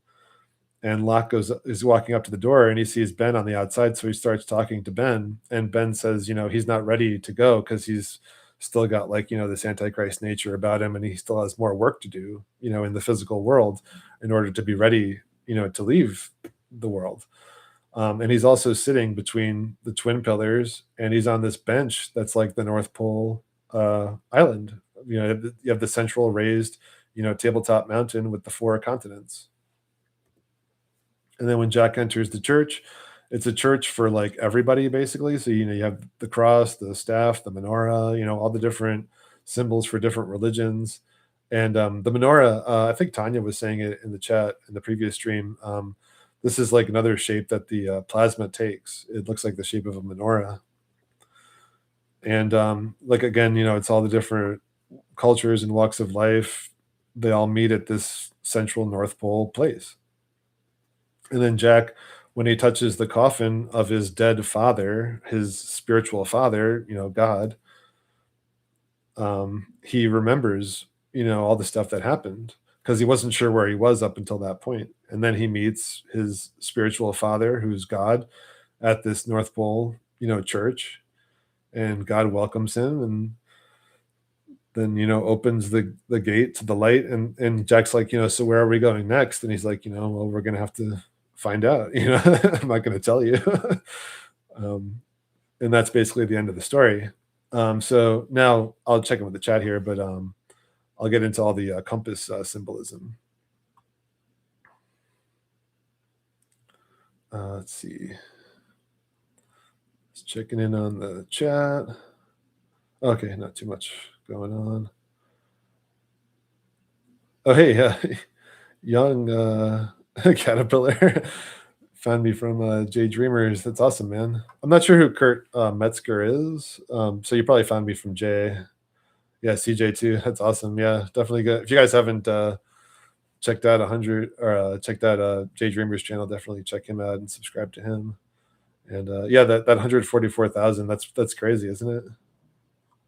Hey, unindoctrinated. What's up, man? All right. So now I'll talk about all the compass. So keep in mind, like all that, symbolism of the world script that's in Lost. And now I'm going to show you all the stuff that they talk about relating to compasses. And depending on how long this gets, I might cut the stream because it's already at an hour and a half, and maybe I'll just do the second half later or something because it's a lot. Here they're flying towards the island in a helicopter, and this is the pilot that you saw. And Saeed's like, what's that? So he's like, it's a cheat sheet that the physicist drew for him because his compass doesn't work properly when they get to the island. So he's like, you don't know where your boat is. He's like, I know where it is. So, but he has to follow this, different bearing than he would normally. And it's also between 30 and 33. So the plane compass, it adds up to 360, like a circle, but they don't have the end zeros, and I find it interesting that they show 30 to 33 because that's like the Christ symbolism again, where he started his church at 30 and he ascended at 33 and all that. So they have to fly through a storm, and the compass doesn't work. And he's like, why are you flying directly into the storm? So, sit back and let me do my job. And this is how they have to get to the island, through a storm and with the compass not working, because that's how the North Pole is. The compass doesn't work at the North Pole, and there's generally a storm all around the North Pole area. And here we have Saeed. He's building his own compass on the island, and then Locke's, asking what he's doing. So he says orienteering, making something of these maps. He's like, well, you made a compass. Since I was in the Pueblo, that's like a Cub Scout type of thing. And so Locke gives Saeed his compass. So he says, don't you need this? And then Locke says, not anymore, because now he was lost, but now he's found. So Saeed's playing around with the compass, and he's walking with Jack. So he's like, which way do you think north is? So Jack's like, well, the sun sets there, so I guess that's north over there. So then Saeed's like, that's where it should be. But if you look at the compass, it's not pointing north in that direction. The compass is spinning in a different direction. So again, we're seeing the compass malfunctioning at the North Pole Island. And here's the scene where Michael, his son, was taken by the others, and he's trying to rescue him. And he's able to talk to him on that computer where they enter the code to reset the timer. So he says, are you okay? No time. Are you coming soon? So he's like, I'm ready. I'm coming right now. You said to go north. North where? So he said, when they take him out, there's huge rocks with a big hole in the middle. So he has to go north to the big rock with a hole in the middle. So that's the Rupus Nigra mountain, basically. So Michael goes north, and his compass is wonky too. And then he has to go towards the Misty Mountain. And then this other scene, after Mr. Echo dies, Locke buries him and puts his stick in the ground. And when he puts the stick in the ground, the sun shines right on this section of the stick that says, lift up your eyes and look north. So he thinks about it. And then they have to go rescue some people who've been taken by the others. And Kate's like, why are you so interested in getting Jack back when you weren't before? So he's like, it wasn't about motivation. It was just I didn't know where to look. So he's like, we got a compass bearing, and I'm pretty sure if we follow it, it'll lead us right to them. So she's like, how? So then Saeed sarcastically says, because of the way the sunlight hit Mr. Echo's stick when John was burying him. But it actually is true. Like, that's how the island works. That's how this world works. God gives us these little signs, and it's up to us if we want to follow those signs or not. So later on, the next day, Locke is like, are we still on course? And he's like, yep, we're heading north on a bearing of, 305. And he's saying, I'm sensing a lack of confidence. And Saeed is kind of like doubting, we've been walking for 2 days following this bearing provided by the carvings on a stick. But then it turns out to actually work. And they get to a location where, interestingly enough, Saeed stumbles upon a red heifer, which is a symbol for the end of the world. And they find this communication house or tower or whatever. It's actually a communication station, I should say. And they look at it through binoculars. So you have the merging of worlds, the Vesca Pisces. And when they get there, they find this one-eyed man. And he's also got the left eye showing, which shows he's, of the destruction pillar. And also the one eye symbolism at, like the center of the world, the apex dome. He's also in charge of all the communications. And he's another imposter infiltrator because he claims to be the last surviving member of the Dharma Initiative, but he's actually just one of the others, and he's pretending to be someone else so that they trust him. And he also has a computer, and on the computer they have chess. So Locke sits down to play chess. They also this station was also known as the Flame, and it's got these kraken tentacles all over it to show that it's, Antichrist in nature. The kraken has taken over this communication station. And then while Locke is playing chess, he sneaks up behind him with a knife, after he reveals, who he really is. But then a few things happen. They eventually, capture him, and he's leading them to the camp of the saints, basically, which has also been taken over by the Antichrist, Ben and the others. And this is where they get introduced to this sonic barrier. This is basically represents the dome barrier that's around the camp of the saints. And let's see, I think this is Jin and Sun on a boat. Yep. And okay, so they show a lot of maps, and I know this is like a normal map thing, but they often show this, star symbol with the north at the top, and I'll show you again here. They also are using the binoculars because they're trying to save their people from the others, so it's again merging of worlds with the binoculars, and this is the Vesca Pisces shape. Then here's another scene where they're playing Risk, and at the top of the Risk board, you have, Greenland and this north compass symbols. You have the concentric circles, you have the flower in the center, and this Star of Bethlehem type shape, which is like what they show on some old maps, like the Urbano Monte map at the center. And they also find these blueprints to find Jacob's cabin, and they have again this symbol. And I know this is like a typical symbol, but in the show, they could show us anything, but they always show us this north, compass symbol. And they find Jacob's cabin this way. So they're walking out in the dark, and Jacob's cabin is covered in all these like vines and tentacles and stuff. And when I say tentacles, I mean like the vines represent the kraken tentacles, because it's taken over by the Antichrist ruler of the island. And when they go in, they have these X lanterns, and the X again is the North Pole symbol. And the kraken is inside Jacob's temple, and he's taken over the body of a dead person, which is just like in Dark City, where like the kraken aliens inhabit the bodies of dead people, and that's all symbolic of spiritually dead. So like like right now, I'm sure we all know a lot of people who are spiritually dead, but they're physically alive. Those are the people who are body snatched and taken over by this kraken whenever it wants, because they're spiritually dead. It's the being spiritually awake and protected by Jesus is how you don't get body snatched. And here's the X lantern. And then they go to the Jacob's cabin during the daytime, and we got the big, North Pole tree right outside it, and they burn it down. And this is again the burning house symbolism, the phoenix, burning to ashes and then rising from the ashes. So you'll often see burning houses or burning people even, or burning vessels in these stories as well. This is when they get to the Black Rock. And the Black Rock is a ship, like I said, that crashed through the island. And it's also covered in all these vines and tentacles as well. So this represents the North Pole Rupus Nigra mountain that's in control of, that the Antichrist, Kraken is in control of at this time, which is the world that we have been living in. So here's another scene where they're trying to take a raft out into the ocean to get rescued. And this guy was a high school, physics or some kind of science teacher, and he's telling them that north is exactly where they want to be. And here's another scene where Ben is with his daughter, and he's got a map, and he's saying if we head north, we should get to them before they reach the tower, the radio tower. And then on this map, he's got the radio tower with the, I know it's like a signal symbol, but it's also like, a small dome symbol with the layers. And also we have the X in the circle, which is all North Pole symbolism as well.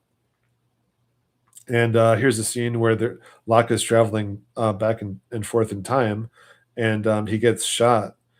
And then he travels to another point in time where he meets Richard, and Richard is right here. I don't want to get overly into it, but Richard is, he's kind of like Jacob's right-hand man. and he was made immortal. So he's kind of like, even though he's pretty good natured, he's kind of like, this like vampire, people who've always been here. He doesn't age. He's been around for like, over 100 years and all that. But he meets up Locke and he's taking the bullet out.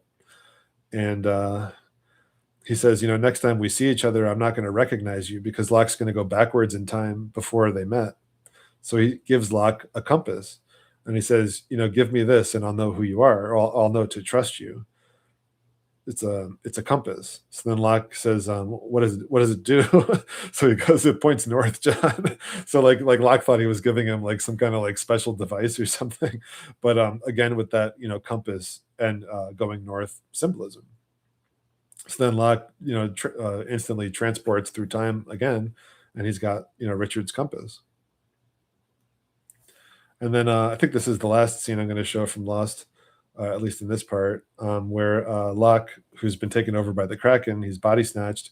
He shows Desmond this old well, and they drop, a torch down into it because it's basically symbolic of the bottomless pit or the abyss. And again, we have the Kraken and the abyss. And he's like, "Do you have any idea how old this well is?" So he's like, "Very old." He's like, "Yeah, that's right. It's very old." Um, it seems like so he says, back then they had to dig with their bare hands basically to make this well. So he's like, "Well, seems like a lot of work just to get some water."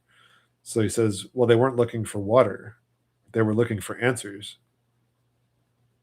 And then he says, "A long time ago, places like the one we're standing at right now made compass needles spin." And then he does like the spinning motion with his hands. And the people holding the compasses needed to know why. So they dug. And that finishes my presentation on Lost. And I think I'll keep going for a little bit. Let's see.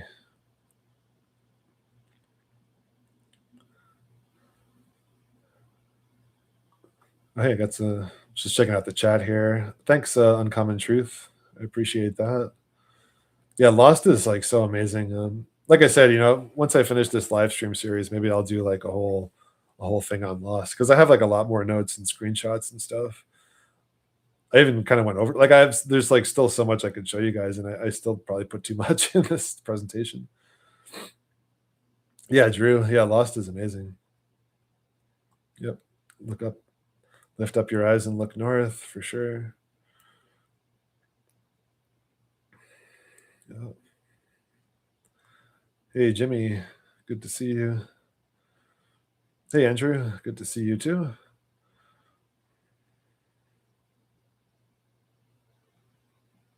Yep, Mount Meru dome symbolism. All right. So some of these will be quick. So I don't want to get too into the Godzilla King Kong stuff. If you're interested, I have a lot of it in a video called Sam and the Highest Mountain, if you haven't seen that one.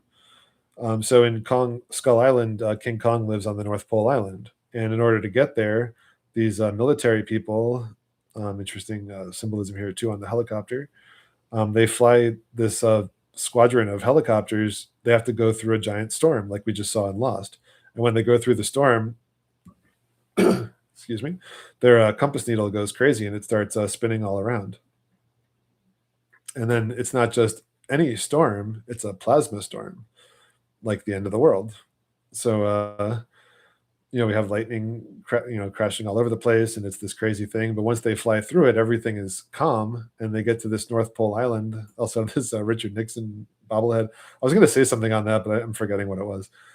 So they get to not just any North Pole mountain, but it's the Split Mountain, and that's where King Kong lives. And the first thing that they see King Kong doing is actually beating a giant kraken in a fight and then eating it.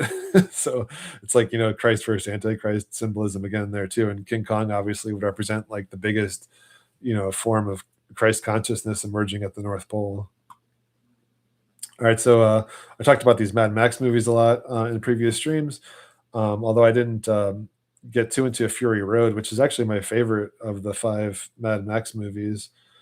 And a lot of symbolism here. We got the Kraken hair and tentacles over the dome and the smiley face, and he's got the left eye highlighted. So this is obviously the Antichrist character of the story, and he's over the dome, and they got the blue beam shooting up here inside the dome. a lot of symbolism there. So this guy, Immortan Joe, he's basically leader of the Skull Mountain. He's inside of Giant Skull. And sorry, the subtitles were like weird. I tried to change the font and stuff, but it just wouldn't um, come out well. So I'll just read it. But he says, "I am your redeemer. It is by my hand," and he's talking down to all these people. So this is when the North Pole is being controlled by the Antichrist. You will rise from the ashes of this world. So by this guy's hand, this is that phoenix or dark phoenix symbolism, and all the people they just want water, because he controls all the water. So every once in a while he opens up these floodgates, and this water pours out of these three waterfalls, and it's like the three pillars also in the giant skull mountain, and all the people are cheering because they're finally getting some water. And this is what the whole area looks like. So this is like the skull mountain at the North Pole, and on the inside, they show like the blue beam on the inside because the blue beam is being held prisoner, like the princess energy inside of the castle. And Morton Joe, he finds out that his princesses that he has held captive have all possibly been stolen. So he goes running through the garden. So here we have the garden at the North Pole, and then he gets to the vault, which is another big North Pole symbol. And he opens the vault where he's holding the princesses, and they're under the small dome, and they're all gone. And this is like a sperm symbol. They're like, our babies will not be warlords. And the Furiosa character, she basically stole them. And these are the princesses. They're not like actual princesses, but they're symbolic of that princess energy. And this is one of like Morton Joe's followers. And when he sees them, because they're all beautiful women, he says they're so shiny, so chrome. And this is like that adrenochrome symbolism. Like I think that princess energy being held prisoner, in the underworld is like relating to that adrenochrome, energy or whatever.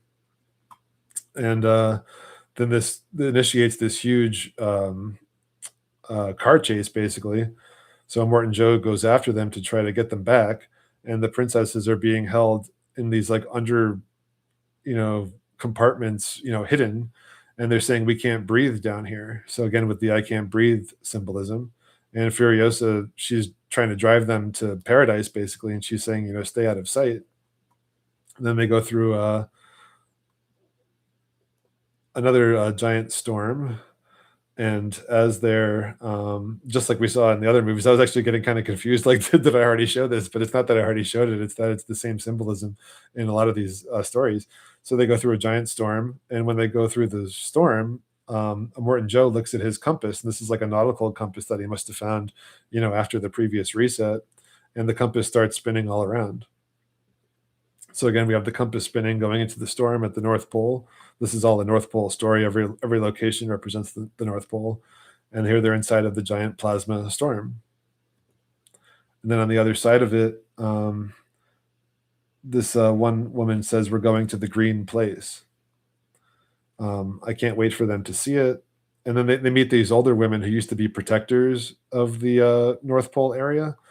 And one of the old women says, "See what?" And she's like, "Home," because home is a word for paradise. It's the Garden of Eden. It's that central Camp of the Saints location. So whenever you see characters in these stories talking about home, that's what they're referring to. Like in Lost, they often say we have to get home. So she says, the green place. And then she tells her that the green place is no longer there, and it's all just this wasteland. And later on that night, one of the older women gives one of the younger women seeds. And she says, these are from home. They're heirloom seeds, the real thing, and this is what you need to plant to restart, paradise. And then they're all being chased by that Immortan Joe and his army of people. And they're not sure where to go now because the place where they were going to go isn't there anymore. So they're looking at this map, and Max says, this is your new home. And he points to that Skull Mountain that I showed you guys in the beginning where Morton Joe was, because he's no longer there. He's chasing after them. So they can just turn around and go right back to that, Skull Mountain and retake it for themselves.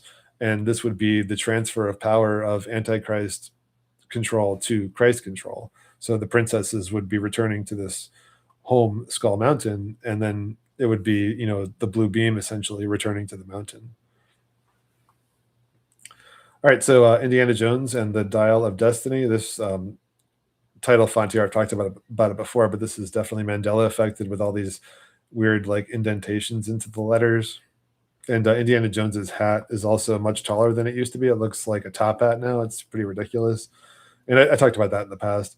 But in this movie, they have to find this dial, which symbolizes communication, like a phone dial, and communication with God. And they're saying that the directions are to this tomb, the tomb of Archimedes. And this Archimedes was a real person, but he's being used symbolically as a character that represents God in this story. Here's Archimedes, if you're interested.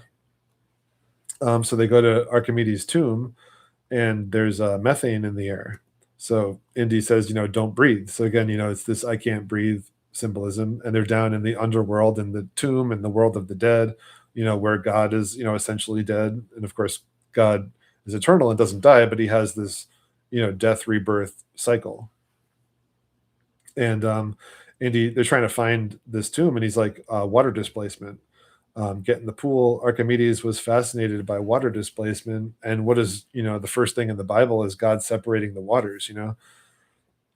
And once they do that, they find this North Pole, kind of like illumination symbol with the concentric circles and the X in the circle and all that. And they go down into there and they find where Archimedes was buried. And here we have the eclipse symbolism. If you watch this flashlight, she goes behind and comes back out. So this is the merging of worlds at the North Pole area. They're in the land of the dead though, and they find the dial. And then this woman, she points out this frieze or this artwork on the tomb. It's Indy says it's a phoenix, but then she says no, the phoenix has propellers. So long story short, they're associating the phoenix symbolism with God and rising from the ashes of this dead world here. But also the propellers are there because they end up transcending space and time also at the end of the story, and they go back in time and meet Archimedes, and he sees like their planes and stuff. So they're on a plane trying to use this dial. And right now the villains have control of the dial, and this guy, he's a German from the 30s and 40s, if you know what I mean. And he's saying, "We shall fly into the eye of the storm." His name's also Mads Mikkelsen, which I think his name might be a Mandela effect. I'm not too familiar with this actor, but I mean, for starters, he's got the MM. But if you look at Mikkelsen, it's just not spelled the way I thought it was spelled. But I'm not saying it is or isn't a Mandela effect, but it has a lot of hallmarks of something that should be, because you have the MM symbolism, and if you look up the name Mads, it actually means a gift from God, and a lot of the Mandela effects relate to that. Like it's basically a gift from God. All these different alterations to reality. Like the name Dorothy means a gift from God. Dolly is short for Dorothy, so Dolly's braces is another gift from God, and then Jaws has the third eye now and all that. Just 1 second.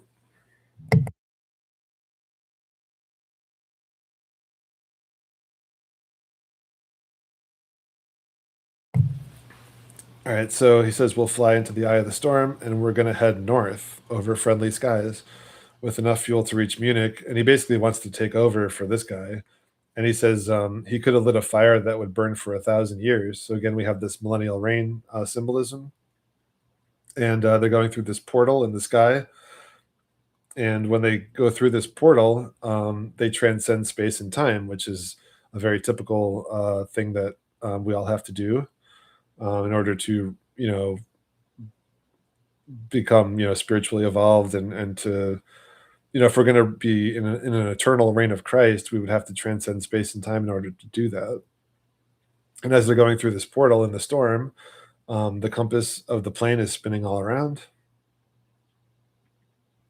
And when they get through the portal, they're now in the distant past. It's somewhere around 200 BC, and it's this fight between the Greeks and the Romans, and they have the smoke kraken tentacles all over, which I talked about a lot in the previous live stream. If you saw that, a lot of these stories show these kraken smoke tentacles all over, because that's what the end of the world is going to look like.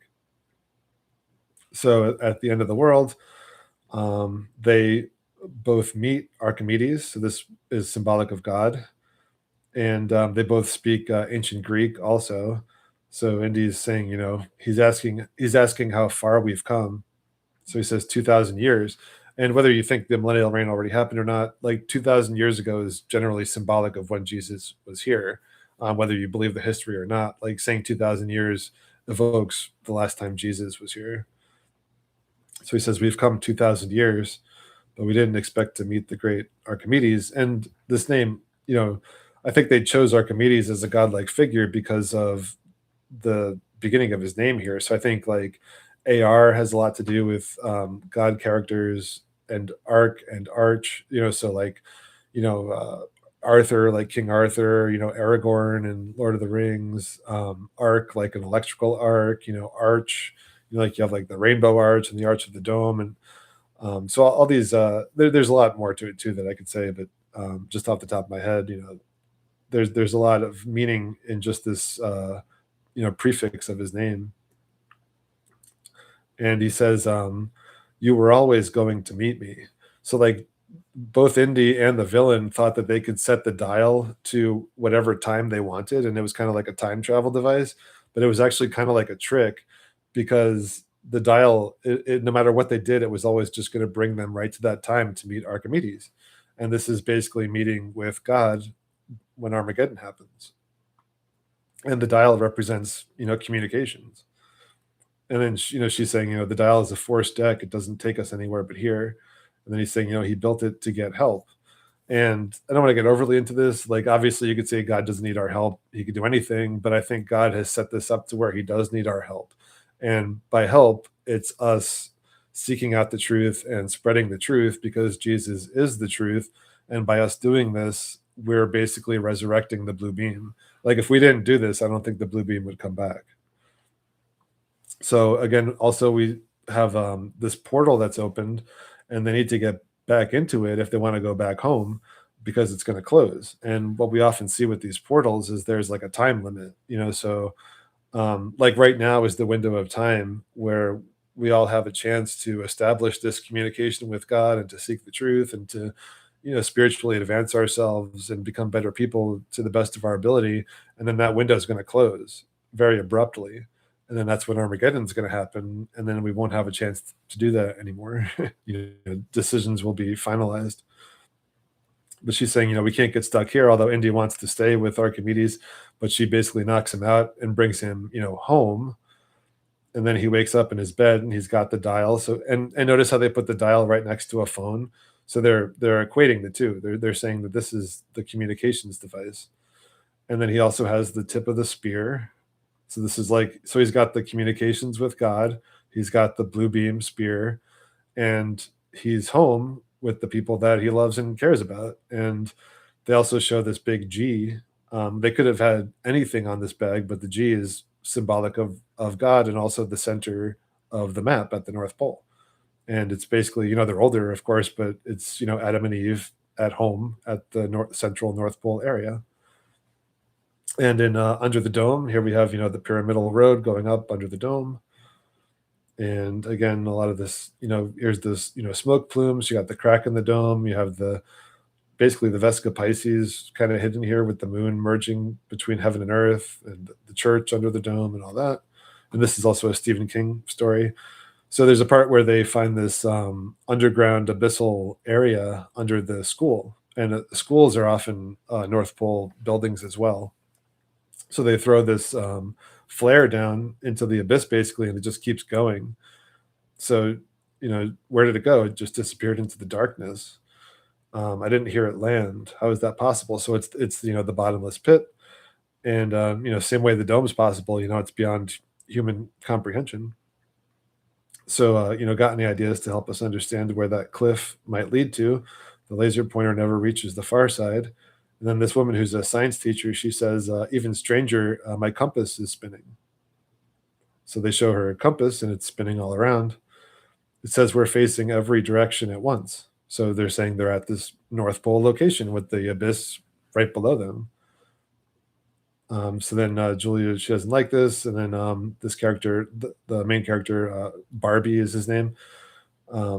he goes down and he sees all this darkness. He thinks he's getting closer to it, and he ends up going through this portal, and the portal sends him to basically the real world outside of the dome. And then in this movie, Annihilation with Natalie Portman, she's another big world script actress. And the word annihilation is also Mandela affected. It used to have one N, but now it has two.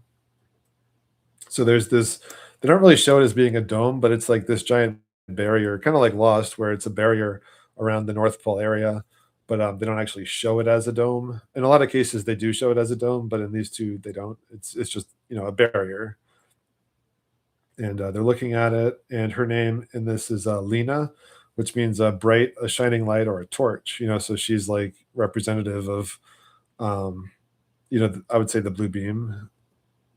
And here's a closer look at the dome, and it looks like there's these faces that are on the side of the dome. It's kind of interesting and creepy. It's actually a pretty creepy movie. It's a pretty awesome movie if you haven't seen it, but it's definitely got some pretty intense scenes in it. So here, this group of scientists are trekking into this barrier to investigate what's going on inside this, North Pole area. And here you see the eclipse symbolism. And when Natalie wakes up, this girl's like, "Oh, you're finally awake." So she's like, "Just give me a second. I'm a little disoriented." And here we again with the eclipse. And then this girl's like, "You don't remember setting up camp or anything after we reached the tree line? None of us do."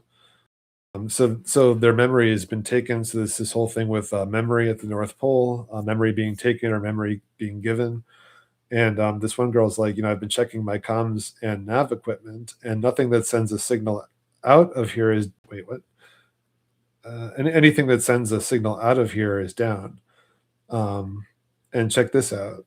And she shows them her compass, and her compass is spinning all around because they're at this North Pole area. So we've got no compass, no comms, no coordinates, and then this woman, I'm forgetting her name. She's a famous actress. What's her name? Oh well, but she's saying she's like the leader of the party, and what is it? Jason Lee. And she's saying we weren't really expecting the comms equipment to work. It's been 3 years of expeditions and 3 years of radio silence. So there's like the 33 symbolism as well. And then this whole story eventually leads to them or Natalie getting to this lighthouse, and she does like this mirror walk over the water to get to it. And I don't want to get too into it because there's a lot going on there. I'll probably talk about it in the future, and I've talked about it in the past as well.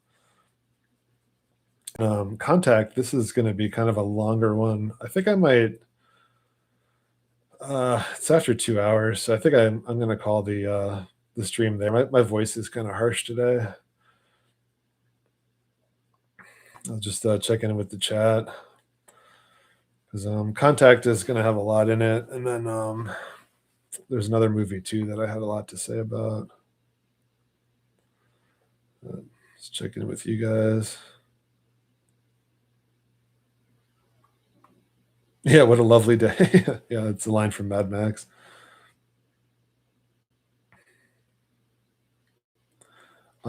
Jimmy asks if I believe these symbols are intentional. It's two things. I do think that the symbols and the world script emerge through our creativity, because I've had that happen to me in my own projects where looking back on stuff that I did like before I was awake, I had like, you know, color schemes and certain and things that I've done because I've done like a lot of video production and stuff. And just looking back on some of my old work, there's a lot of that came into it through the creativity. So I know that that's a way that it happens. But I think that certain things like Lost and Lord of the Rings and stuff like that, the Matrix movies, I think that they are purposefully written by people, or perhaps people pretending to be people, and maybe they're actually fallen angels or something.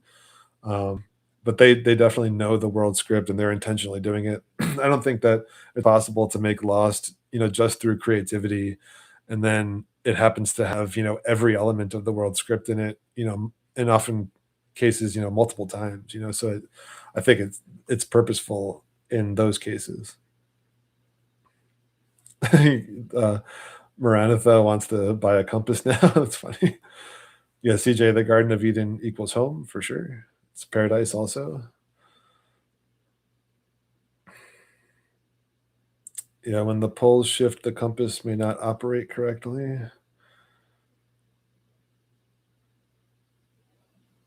Yeah, I mean that's true, but also the compass doesn't operate correctly when you're in like a magnetic storm or when you're at or near the North Pole, because you're at the location that it's pointing to. Oops. Oh, sorry, the chat jumped on me.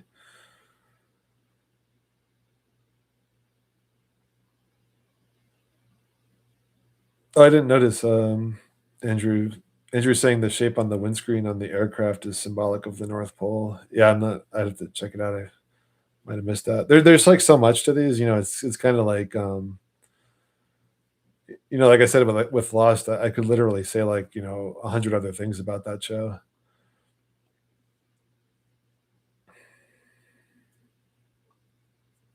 Yeah, the come pass. Yeah, exheliocentric.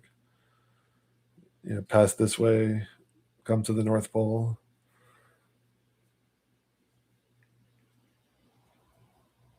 Yeah, thanks, CJ. I appreciate that.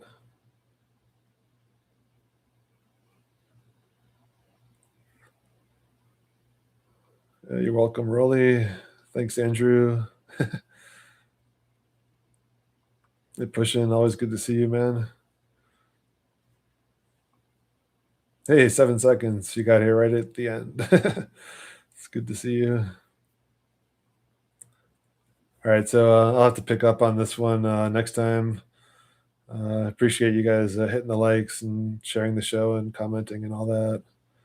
And until the next time, I wish you guys all the best and God bless.